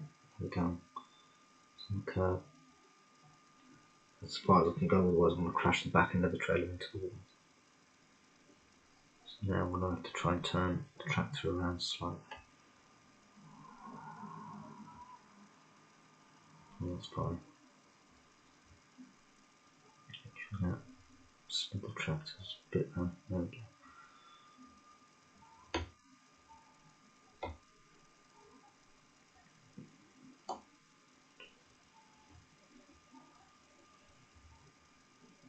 Trying to get those back wheels to stay roughly where they are and pull the front wheels a bit further out, which I have actually done.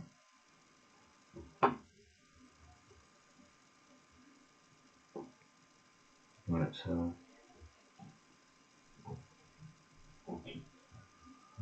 further on that way. Bring that back.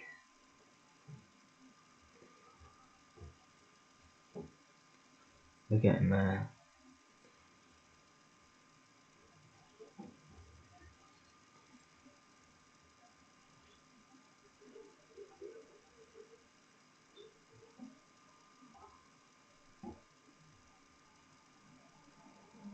And let the trailer try and follow the pattern that I'm trying to get.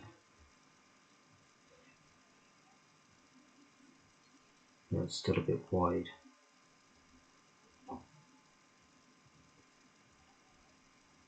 I'm trying to bring the trailer closer in.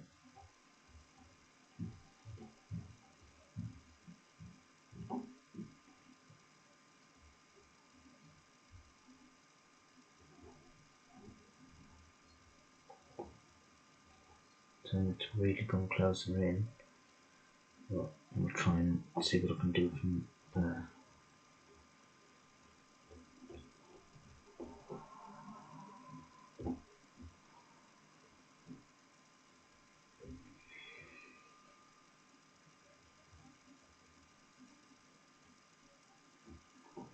I brought it too far over by the looks of it. It's going to hit this curb. I'll have to help it up, but yeah, no, it's not going to need any help getting up on the curb. Matter of fact, where that position is, I might actually just be able to reverse it all the way in. But I want it.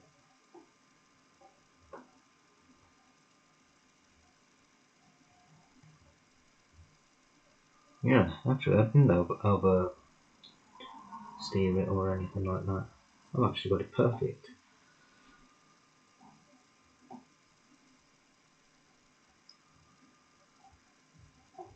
Watch that. Slip the track through again.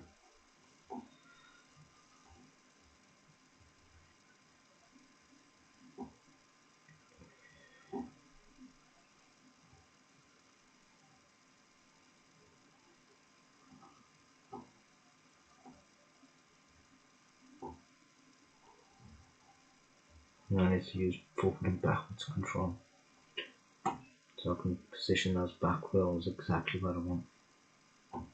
It's not happening. I have to put a bit more turn on it.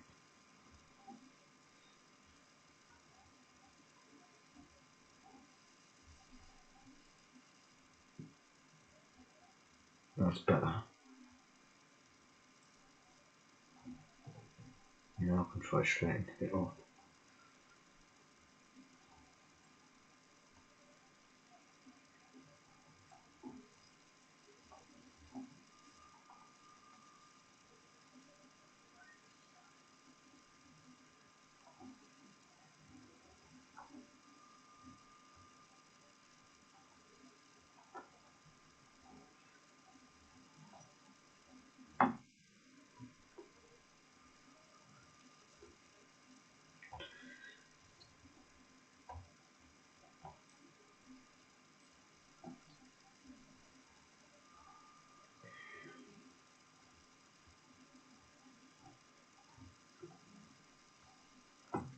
That is the best I'm gonna get it now.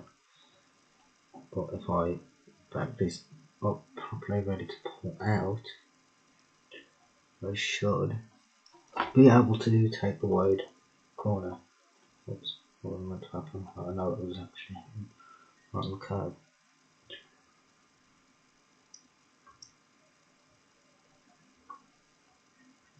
And pull it a bit straight again.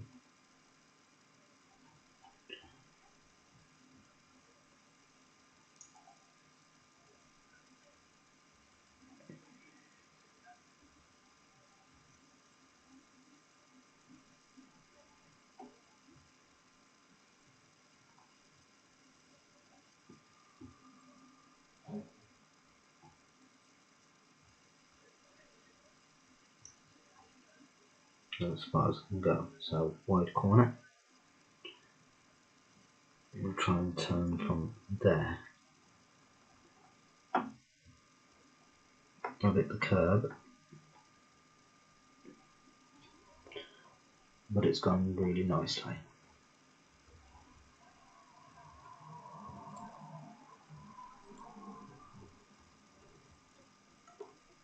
So, right, John Deere 692OS.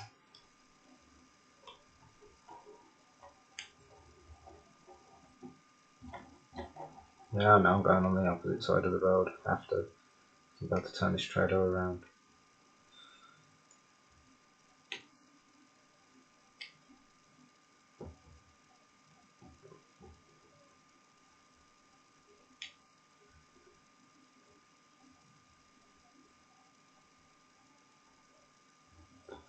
Yeah, I just remembered on this one as well that it doesn't quite catch on the extender hit, the brace hitches on the John Deere tractor.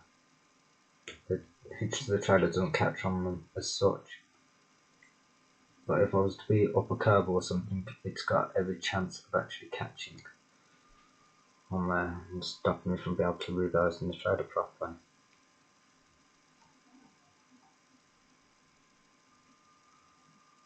Oh, maybe not.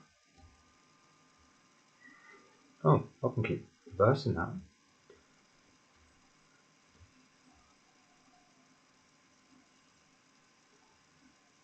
Huh. Oh, that was easy compared to the others.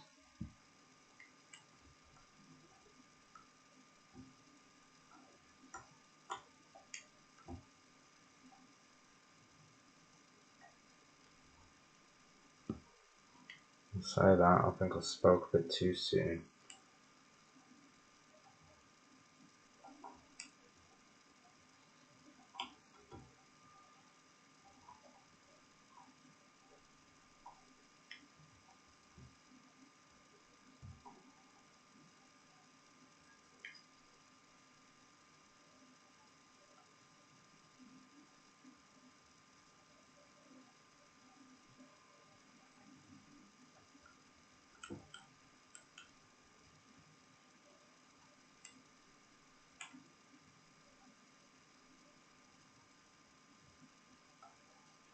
Right. That's actually really good where that is. Not too much of a wide corner on this one now. I might be able to do it without hitting the curb. Yes. There we go. That was much better.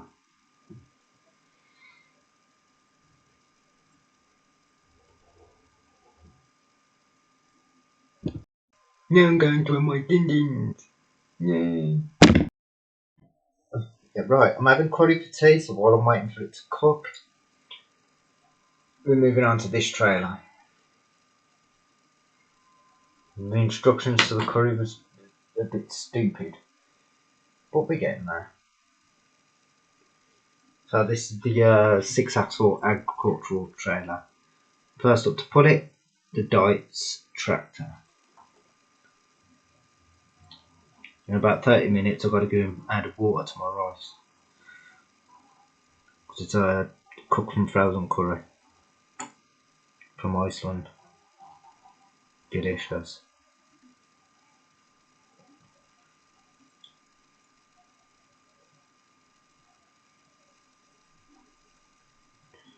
I mean, and it must have cost a lot to have it delivered from Iceland.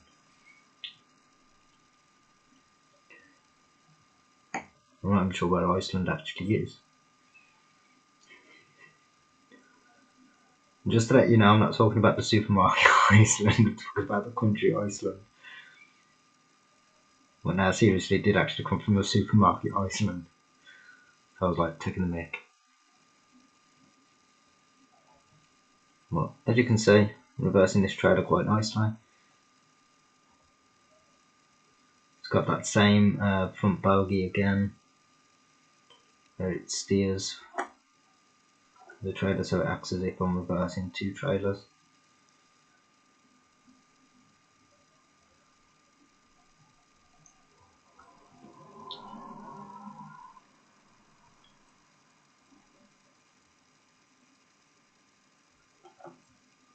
A little bit difficult.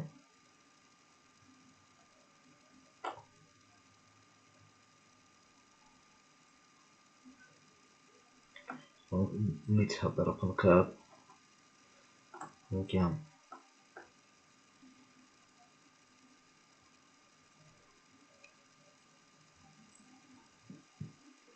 Oh yeah, this trailer's strange as well because it's got like replicant suspension.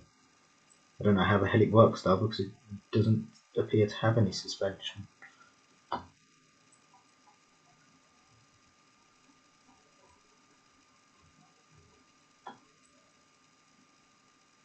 But when it goes over the curbs and at some points it actually seems as if it's waiting for the other wheel to climb up onto the curb.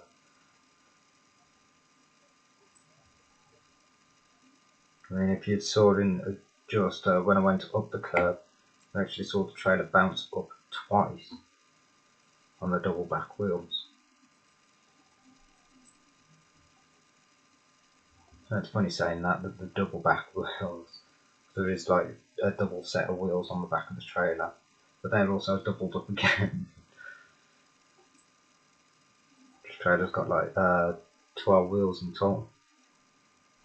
Tyres, sorry. No, that's right, now 12 wheels. Forgot the wheels actually stick together with the nuts and bolts that holds the wheels on.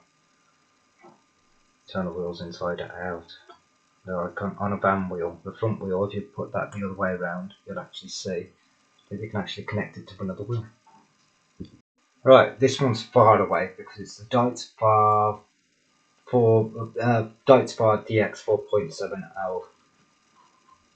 So yeah, it's got to go really, really far because it's a Deutz-Fahr. I'm just being silly at this point. But when I said before I actually started this tractor, that was actually all serious.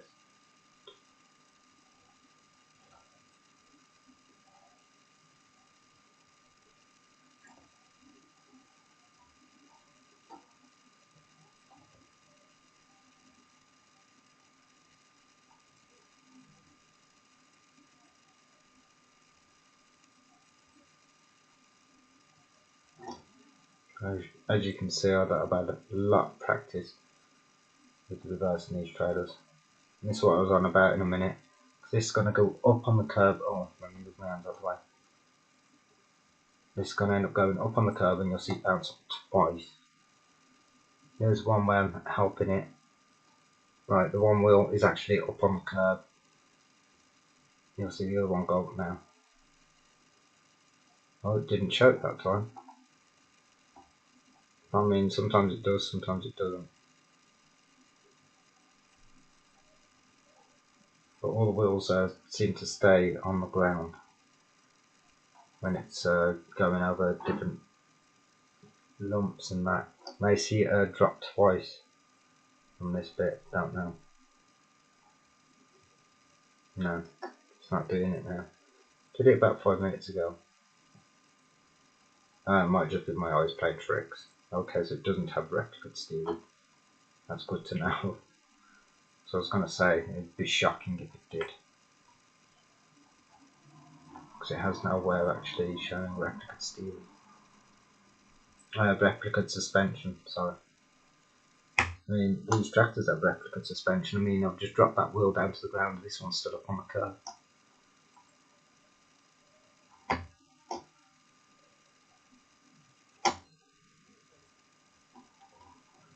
I shouldn't be needing to take wide corners with this. It's only a small trailer. But next, the Fendt Vertigo favourite using its proper hitch. So there ain't no wires or anything on this now. It's actually using the proper hitch because it's the only trailer that actually works with the Keebri tractors because it is a Keebri trailer. It actually came with one of these tractors, but unfortunately that tractor ended up getting broke, so I rebought it, which was already broke at the front. I think I mentioned this in another video, to be honest. So I'm going to turn that way, and then we're going to turn the opposite way.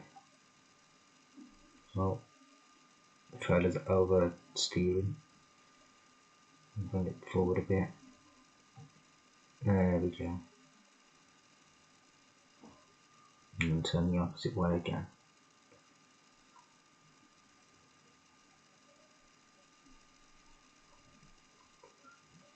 Bring it forwards a bit, opposite proportion,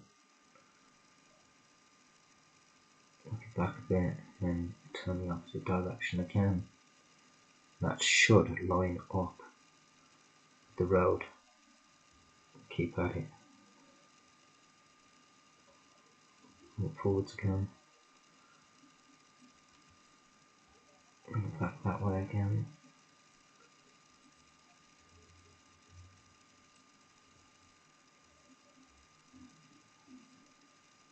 Just drive in a straight line backwards. Yeah, just made it there. Bring it that way. And that way.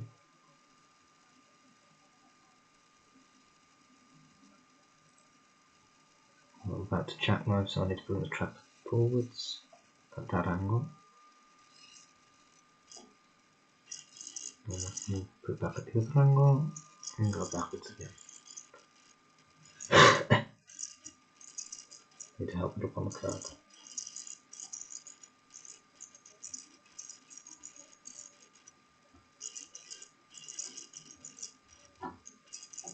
It slid off anyway, so never mind. Oh, I almost jackknifed. So now I've got to bring the trailer the other way around in order for it to line up, like so. Hey.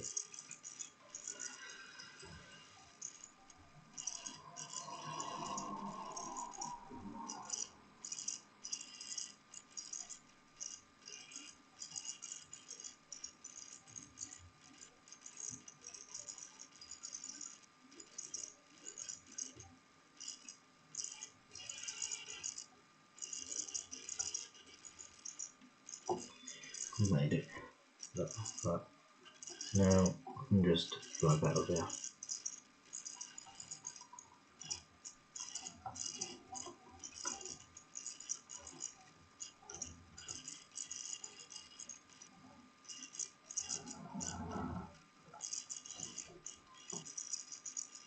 There we go. Last but not least, the John Deere 6920S.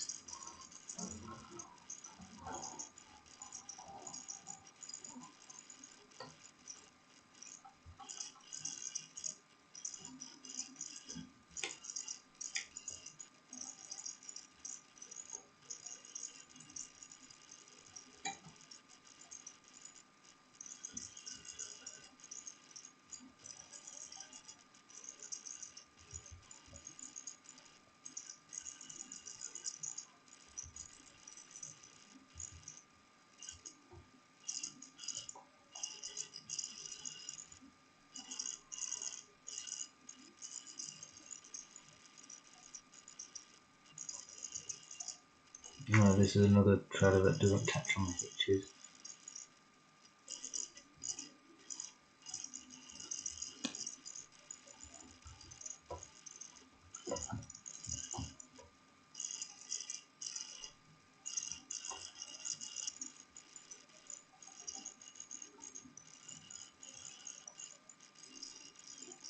Okay, I'll put up on the curb. To actually hit the curb. There we go.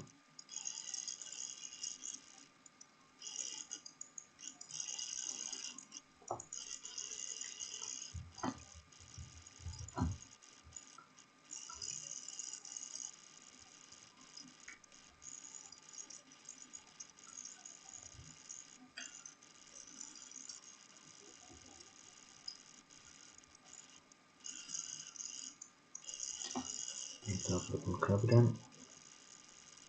There we go.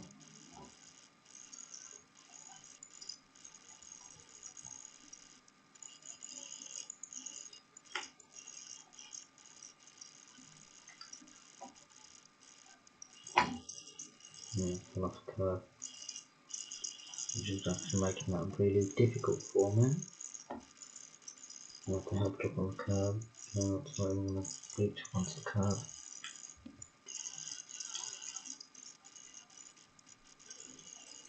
That would have. And it just fell off again. Problem with plastic wheels. Maybe one of the days I can actually trick these out to actually have rubber tyres. They work properly.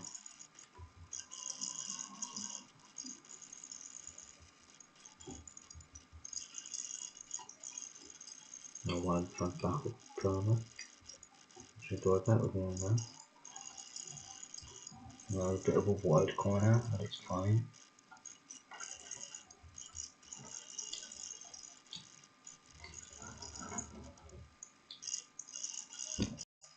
Right, next up is this time crate. And the first vehicle to pull it is going to be, I don't know yet, I'm going to pause the video to find out what can pull this and what can't. First up to pull it, Deutsche Tractor. Maybe not. Right, first up to pull it, Deutz for DX 4.70.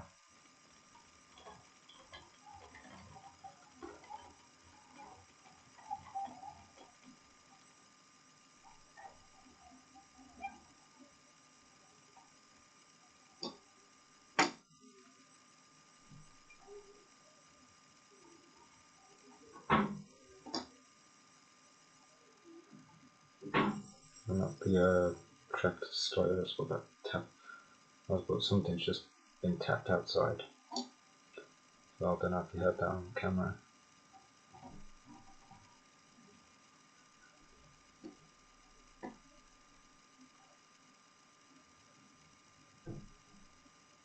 That's car door. So, but I did actually knock my tractor. And then sideways start, then lifted up the back wheel and the back wheel would drop back down. The tractor didn't actually move out of position.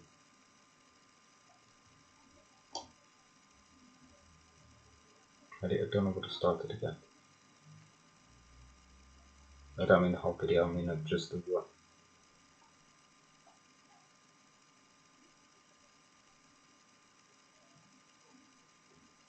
Now this trailer that I'm using is actually belongs to a truck. That's a tractor. This is not an agricultural piece. Like when I said on the side of it, it said time freight. It does actually say time freight, but it doesn't actually say it as time freight. Because it's actually a German truck. What it actually says is Zeitblatt, which is German for time freight. I pointed that out before. I didn't really want to point it out now because I wanted to leave people confused of it saying time freight. Well, I guess I just can't help myself. No, I didn't need to help that up on the curb. It automatically went up.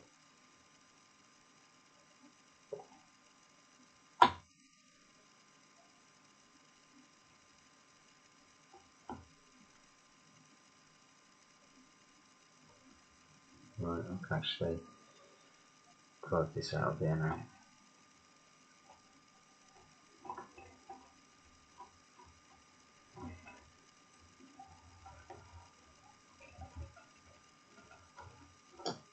Oops, I did a bit of a rear steering there. It's fine, I'll put it back in its place. Right, now it's time for Fent's most favourite tractor. The Fent Vertigo favourite. I just can't get over that it's got favourite in its name. It's spelled exactly the same way as favourite and pronounced.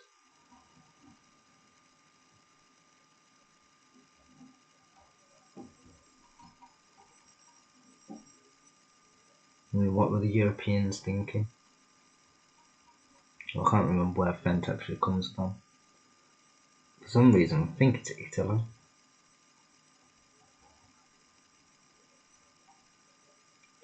I did check that up a couple of times, but I've forgotten where Fent actually originated.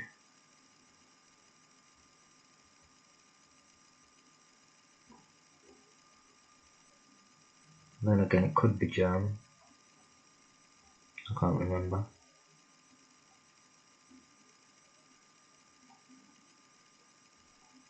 Oops. Maybe steered the wrong way.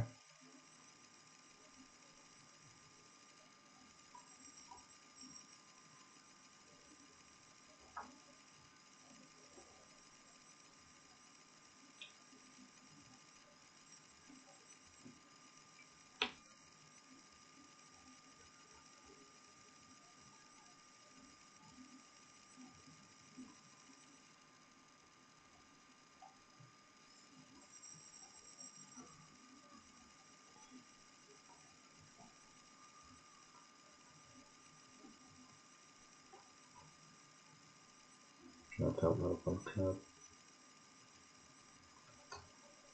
Okay.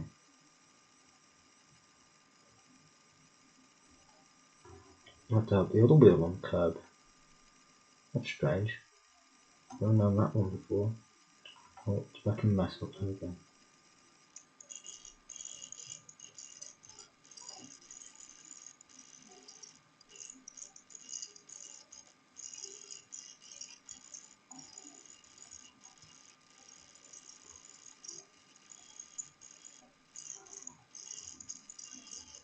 I think it's this one that has the replica suspensions.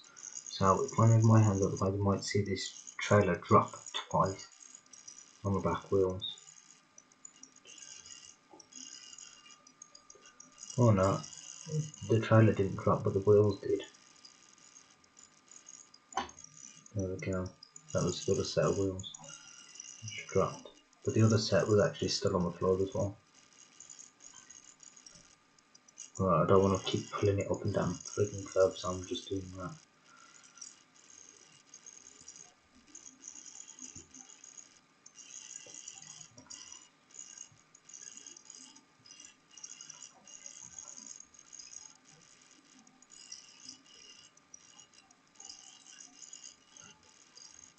There we go.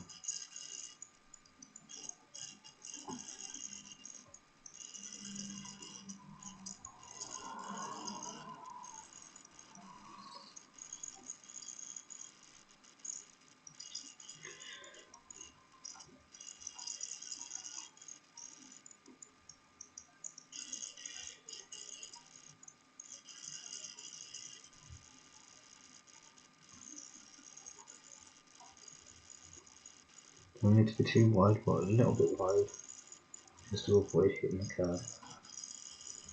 That's it. Perfect. Right, next up, Hanomag ST100.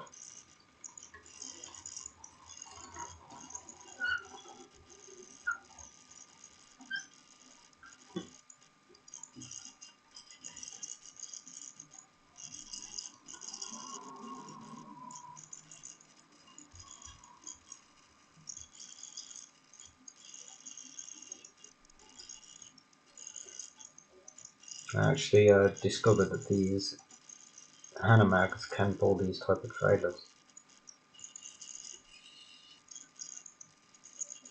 They can pull bigger ones as well. They are actually quite powerful.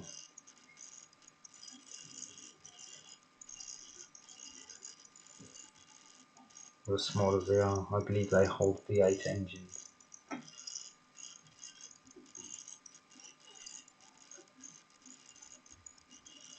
But it's not how many valves the engine's got that's important. It's how much horsepower that they've got. And they've got a lot.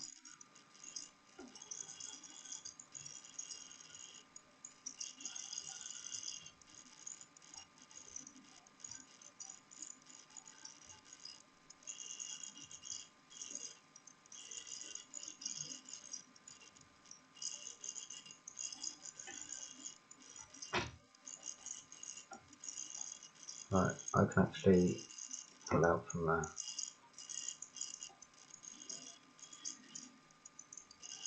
And get the tractor lined up. Need to make the corner. As you can see, the trailer's already trying to get off the curb. But there we go. There, it's off the curb. Because the tow hitch on the tractor is actually a bit further way back from the wheels. So as it turns corners, it pulls out. Right, John Deere 6920S.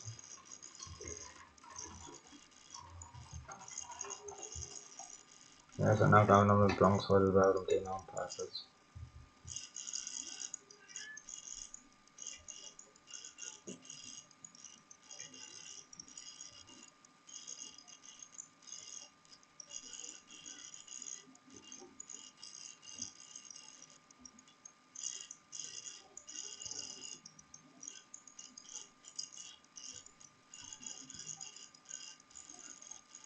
Oh yeah, the hitches don't catch on this either.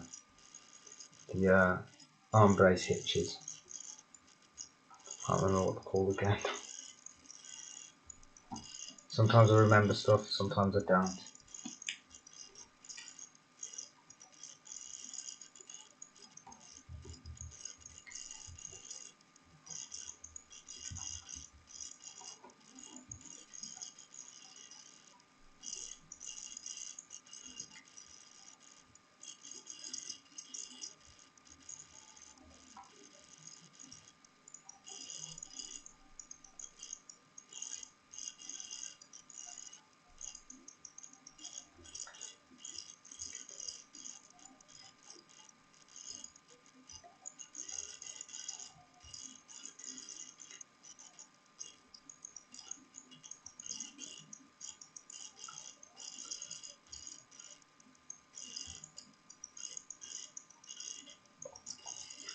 Right, that was actually really neat. Just get the tractor now to line up. Ready to drive along the road. I don't even need to make any wide turns or nothing, I can just turn out perfectly like this. Oh, gone a bit too fast. Right, now as it says that this is a truck trailer, here's the main truck pulling that trailer. There you can actually tell that it belongs to a truck. Oops, I kind of covered up the truck a bit there, so you couldn't see it.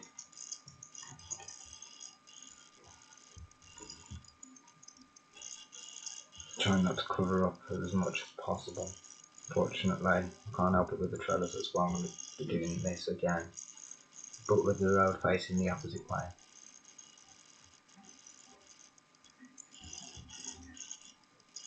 I can figure out how to set that up, but I'm going to have to go and check my food in a minute because it's almost been half an hour.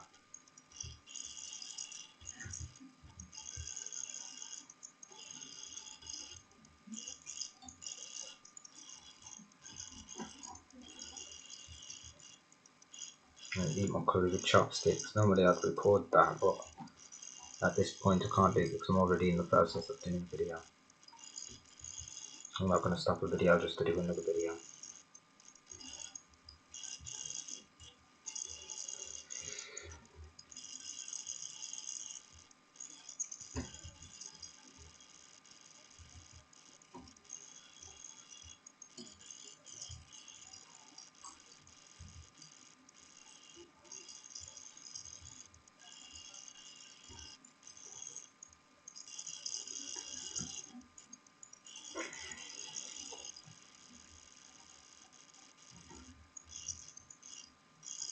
Right, we can go from there.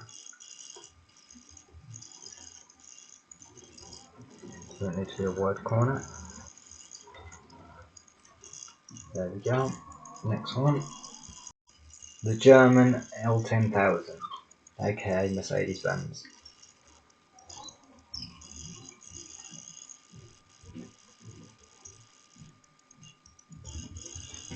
And Mercedes-Benz I know is German because I actually did the most incredible thing and invented the very first automobile, which was called the Benz patent. I'm hoping to get one in the 187 scale. I know you can do it because Bush make them.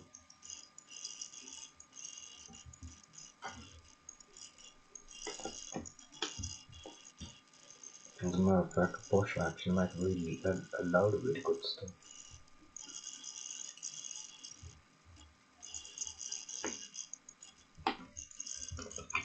But theirs is more for diorama and stuff like that.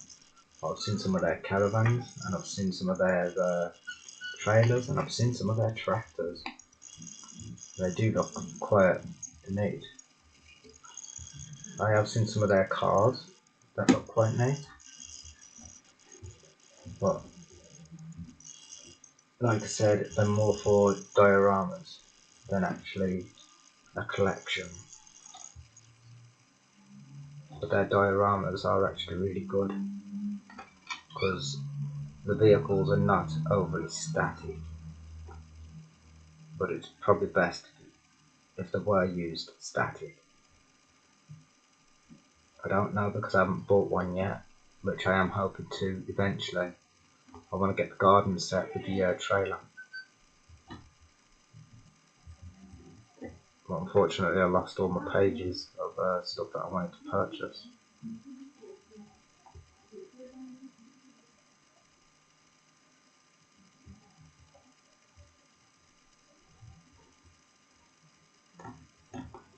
So yeah, hopefully I will be looking into Bush products.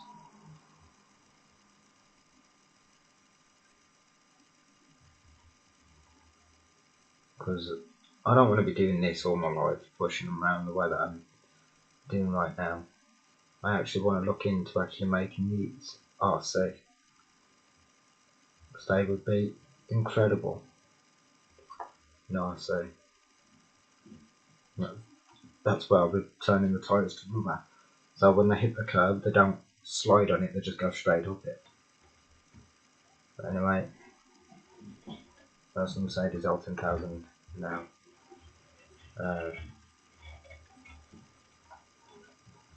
Finished.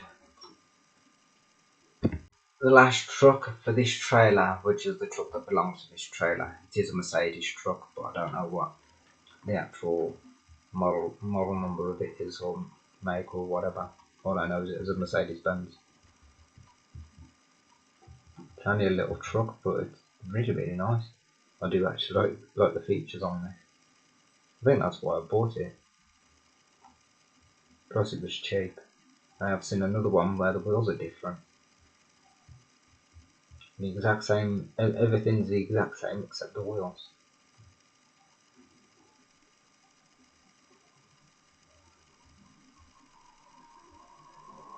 Because I need to get a few more trucks of the same caliber but different styles, so I can actually start building factories and stuff.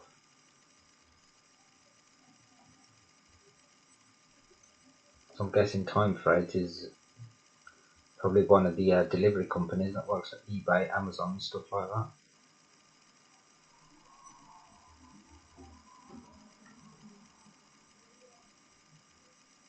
I don't think DHL is worldwide.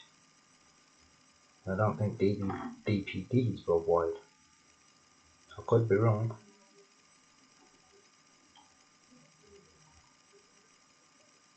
So what trucks do they use to move freight?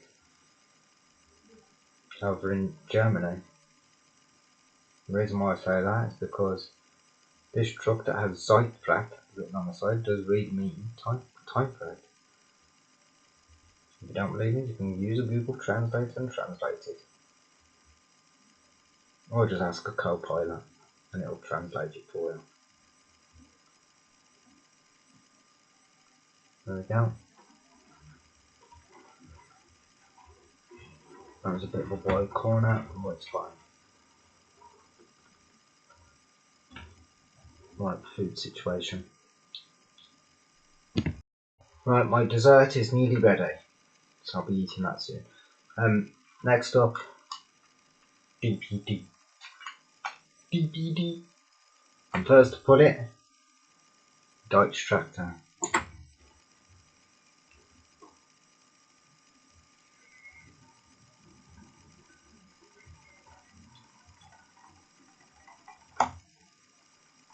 Oh, well, that crunch was. There was something on the road. So I don't know what I ran over. Oops, that was me taking the tractor. And got stuck to my fingers. Right, now I want to be turning that way.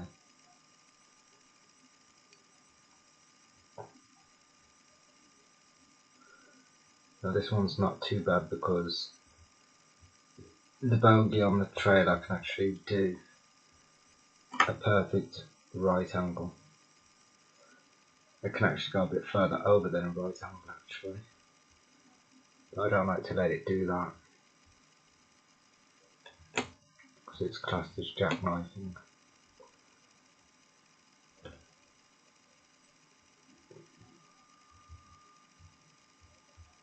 You can see that this is a lot easier trailer to reverse than the other one because it's slightly smaller. The only thing that made it seem a bit more is the other one's half canvas, half open trailer. Well, this one's a solid box, but you can actually remove the box. Solid container, that's what I should have said. Where you can actually remove the container, but we're not going to do that.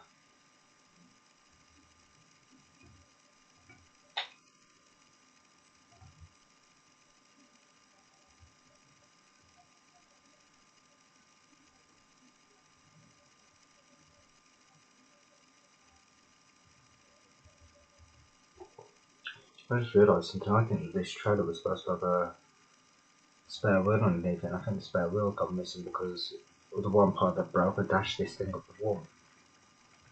I'll have to check that.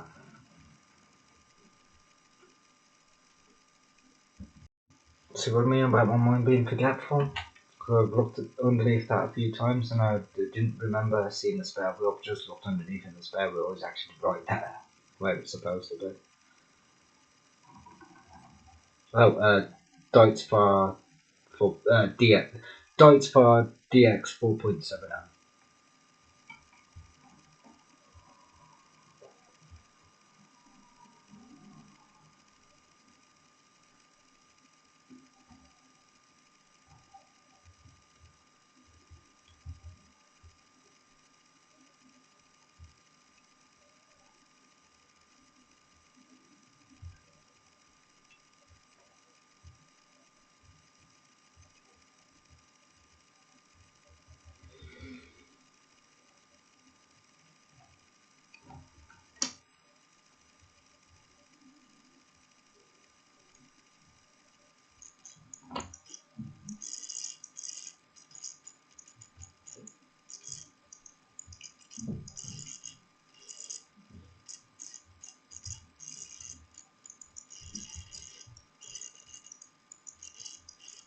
Went up the curb perfectly.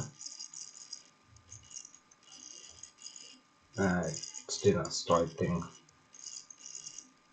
That's what I mean about this one, when it's on uneven ground. So I'm going to try and get that a bit more even. So we're going to back that up again. It seems like that my mum's back from the shop, so I might be able to have myself a cigarette. So I'm going to take a break after I've done this, and I might be having my dinner at the same time. And it seems like my mum's coming up the stairs.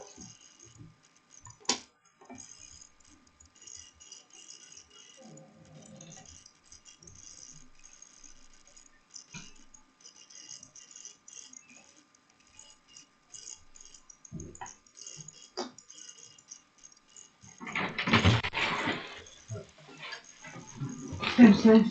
Thanks, Mum. I thought you'd have waited till I've come back for you to come back up here. As a matter of fact, I was about to just come back down to you. Right, a bit fucking late, ain't it? Anybody could walk in. I would have heard it, like I just heard you walking.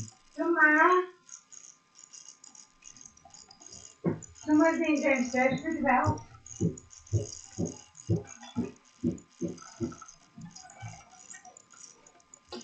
Right, back in a bit. Right, next up, everyone's favourite. So I've been a while, but it's everyone's favourite, especially Fence. It's the Fence Valley, I'll pay for it. 926, I think it is. I can't really remember, and I didn't actually read it. But here goes. I'm going to now blast the trailer. And we're going to be stopping before I actually add this to its proper truck. I'm turning that the wrong way.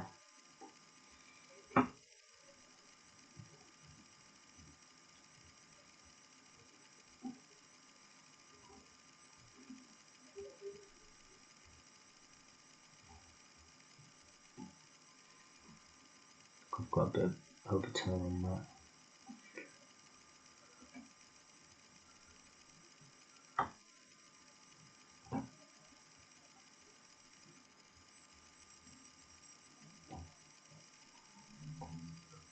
Overturn. We'll get there.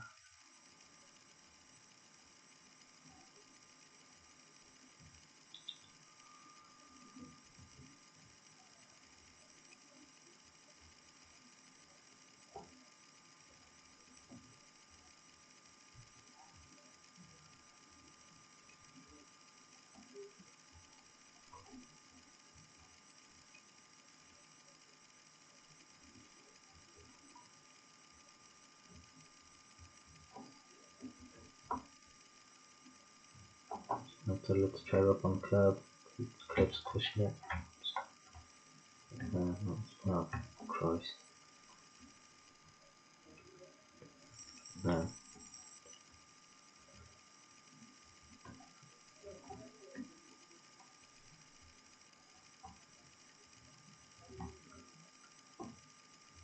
Let's hold that up on curb again. Because I've got it on level. It's actually been a struggle for me to get the bogey to steer in the correct direction.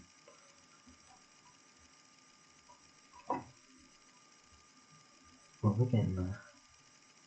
Slowly but surely.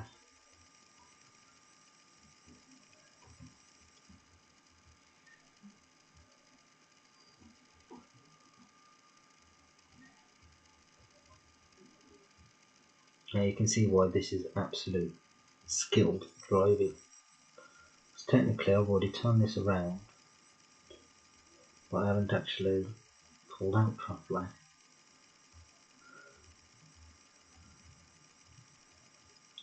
You can see that I've swapped the tractor around on the actual road before actually pulling out, except for I've got the trailer going over here. But it doesn't matter, I can now just drive off safely.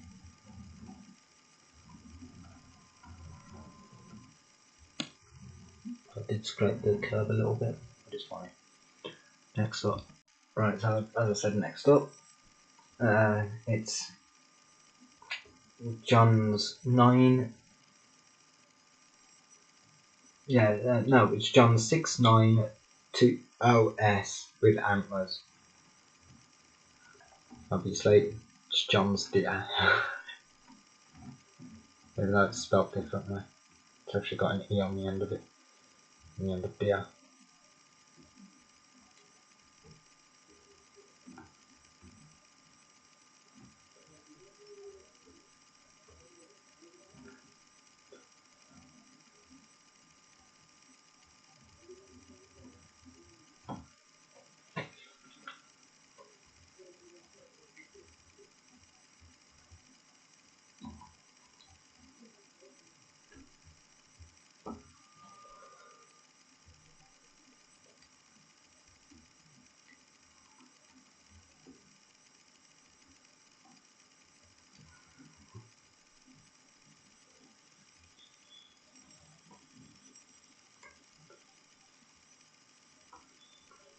You know, this trailer I'm putting with this tractor could actually be used for capturing dogs.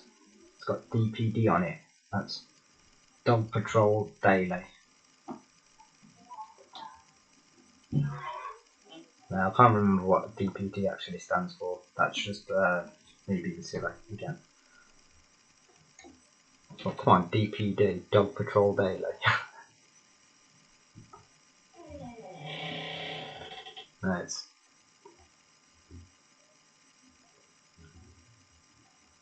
something something distribution.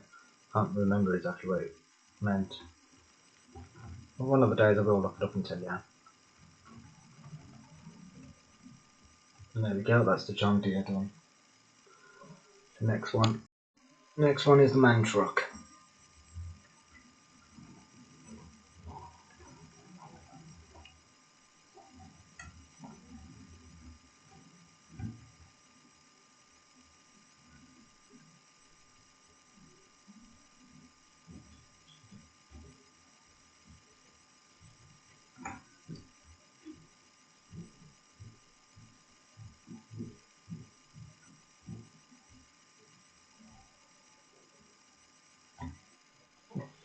Now, as I said, that this is a truck trailer, that's why I can do a little better with a truck.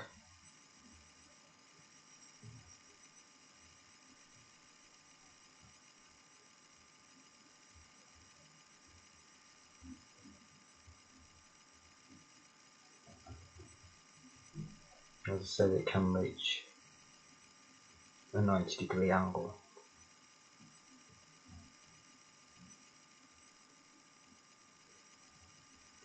Let's help it up on the curb there. This curb's pushing it. And slid off again. Let's go a bit further forward. Try and get a better angle.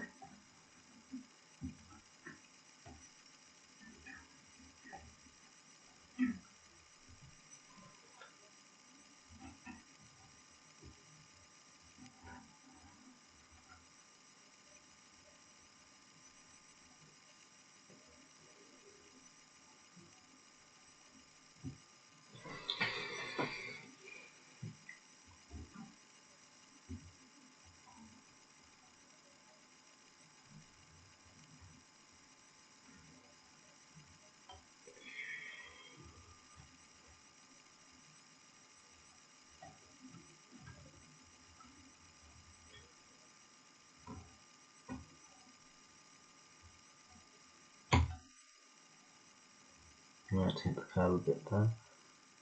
As you can see, the trailer is almost in the direction that I want it.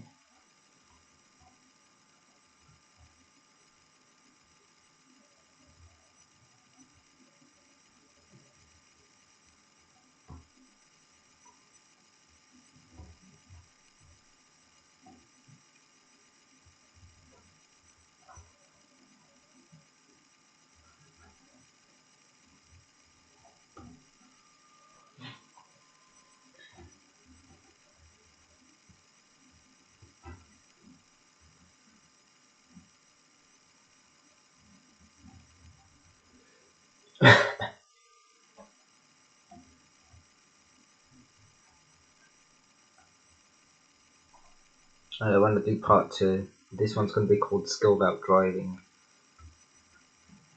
and the second one's going to be called Skilled Out Driving Part 2. Skilled Driving rather, or something like that. I don't know. I'm gonna put it so it looks interesting in the title.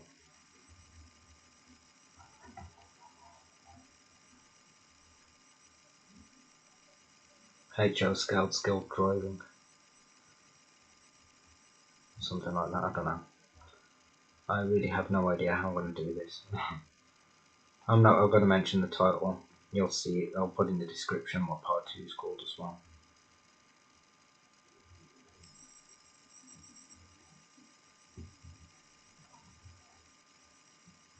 But from there, I can now pull out safely.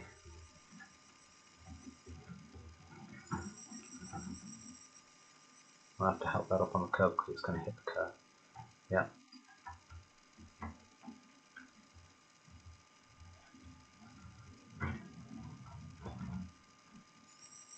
Next one. Right, it's the last vehicle of this video. Part 2 is coming after this one. This is the Mercedes L10000.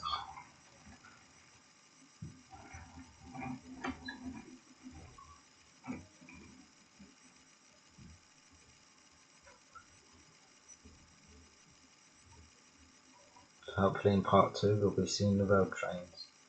Hopefully there doesn't end up being a part 3.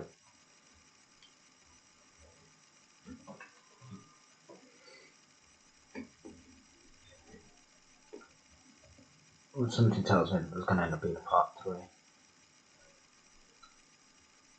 This one is the road trains. They are quite simple, but they will take up quite a bit of time.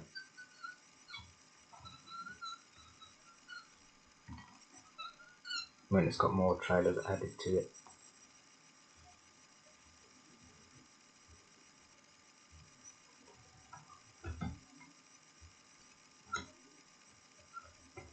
But I will be blasting this up before I do part 2. Otherwise, blasting this video up onto YouTube before I do part 2.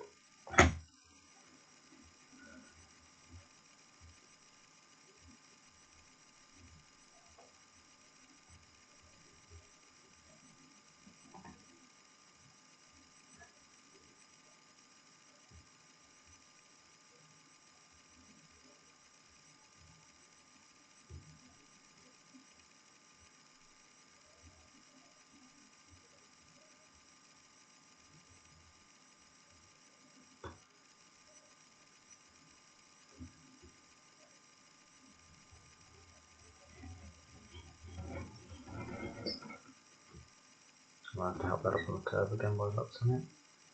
Yeah.